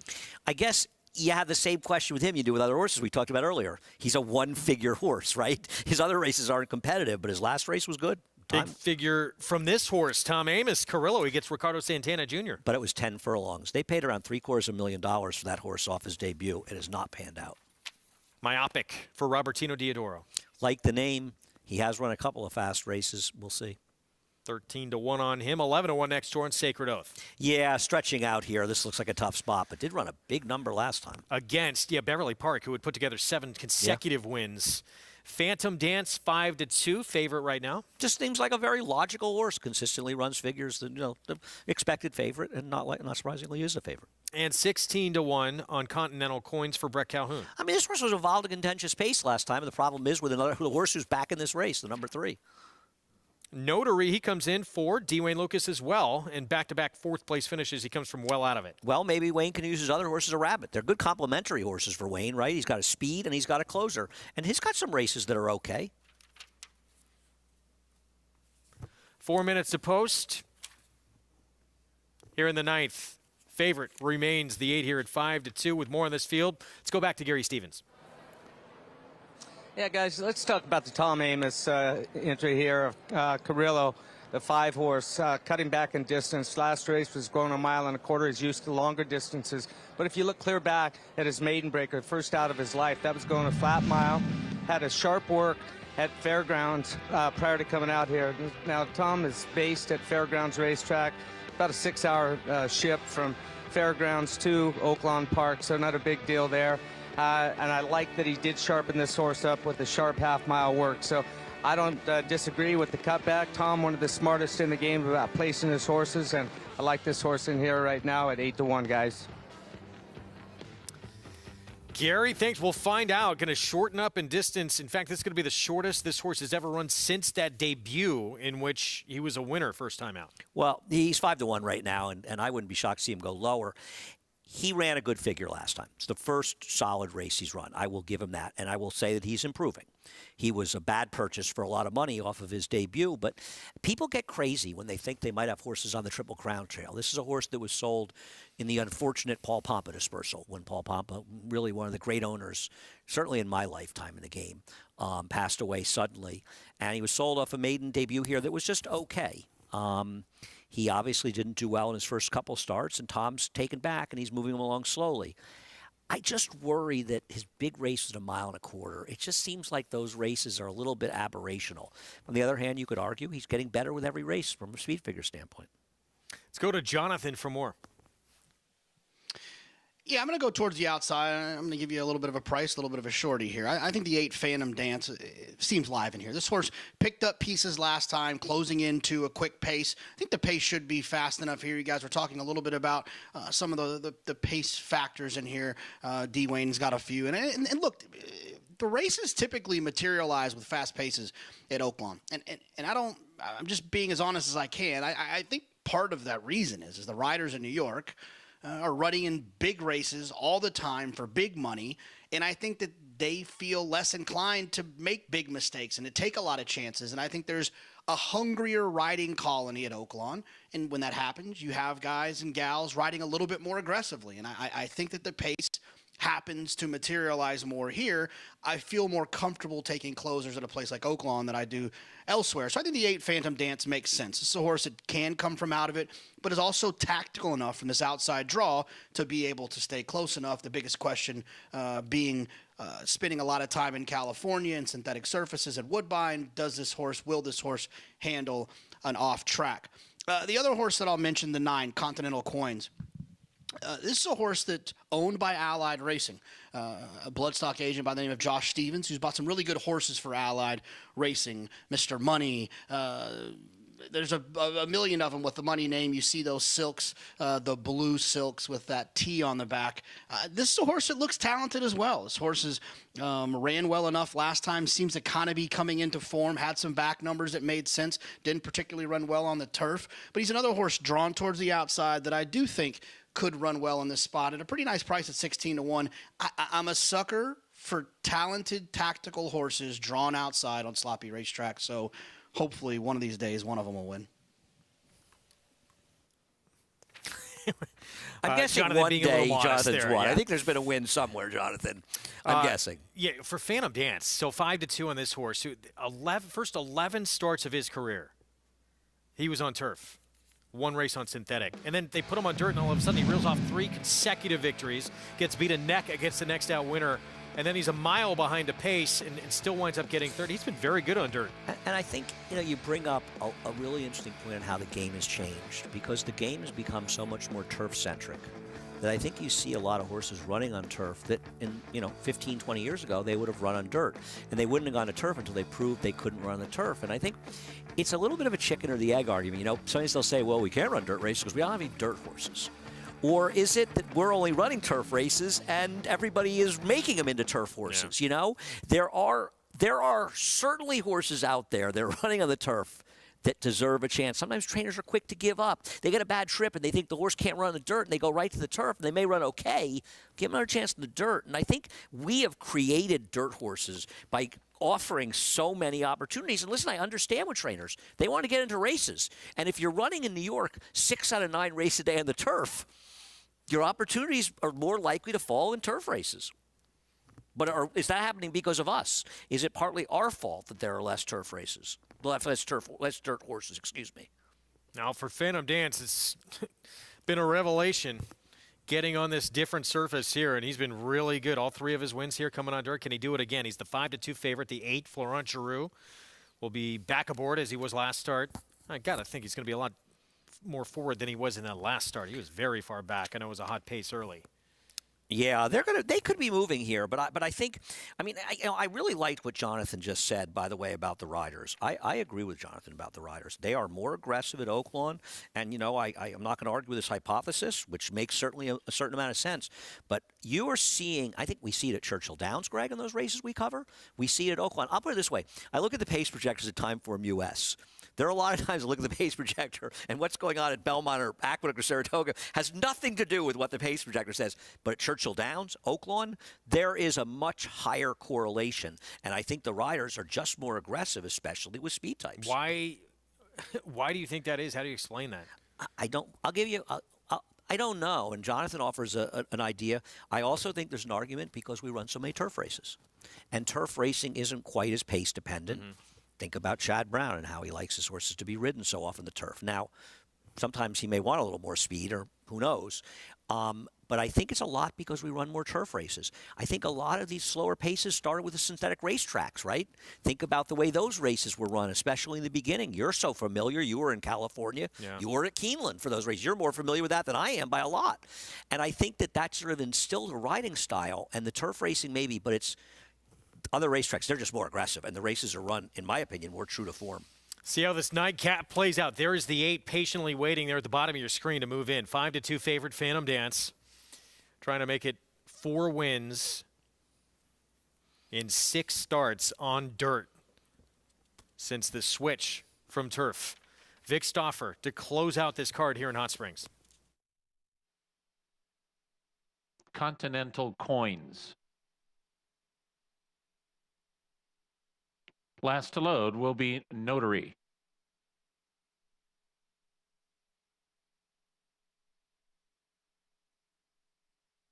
They're at the post. They're off. Continental Coins and Runnin' Ray break best. Mia Comet close up. Checking hard was Carrillo. He almost got dropped, and he is 10 lengths last. So it will be Running Ray from to the front, to the outside end, Mia Comet, who runs up to take over second. Then comes Sun Daddy third, a length to Continental Coins in fourth. Myopic is next, then Otto the Legend, and further out goes Sacred Oath. Moving through at the rail is Phantom Dance, and desperately last is Carrillo. Up the backstretch with Runnin' Way. Kept in the middle of the racetrack, and he's got a 2-length lead from Myopic, who moves through from the inside. Then it's a half-length further back to Mia Comet. Sun Daddy is fourth with 4 lengths to make up. Continental Coins, Phantom Dance, and Otto the Legend between horses are next. Then Sacred Oath, and far back is Carrillo, leaving the backstretch. Finish line is the 16th pole. Runnin' Ray is trying to get there first. Runnin' Ray to midway on the far turn, a length and a half in front of Myopic.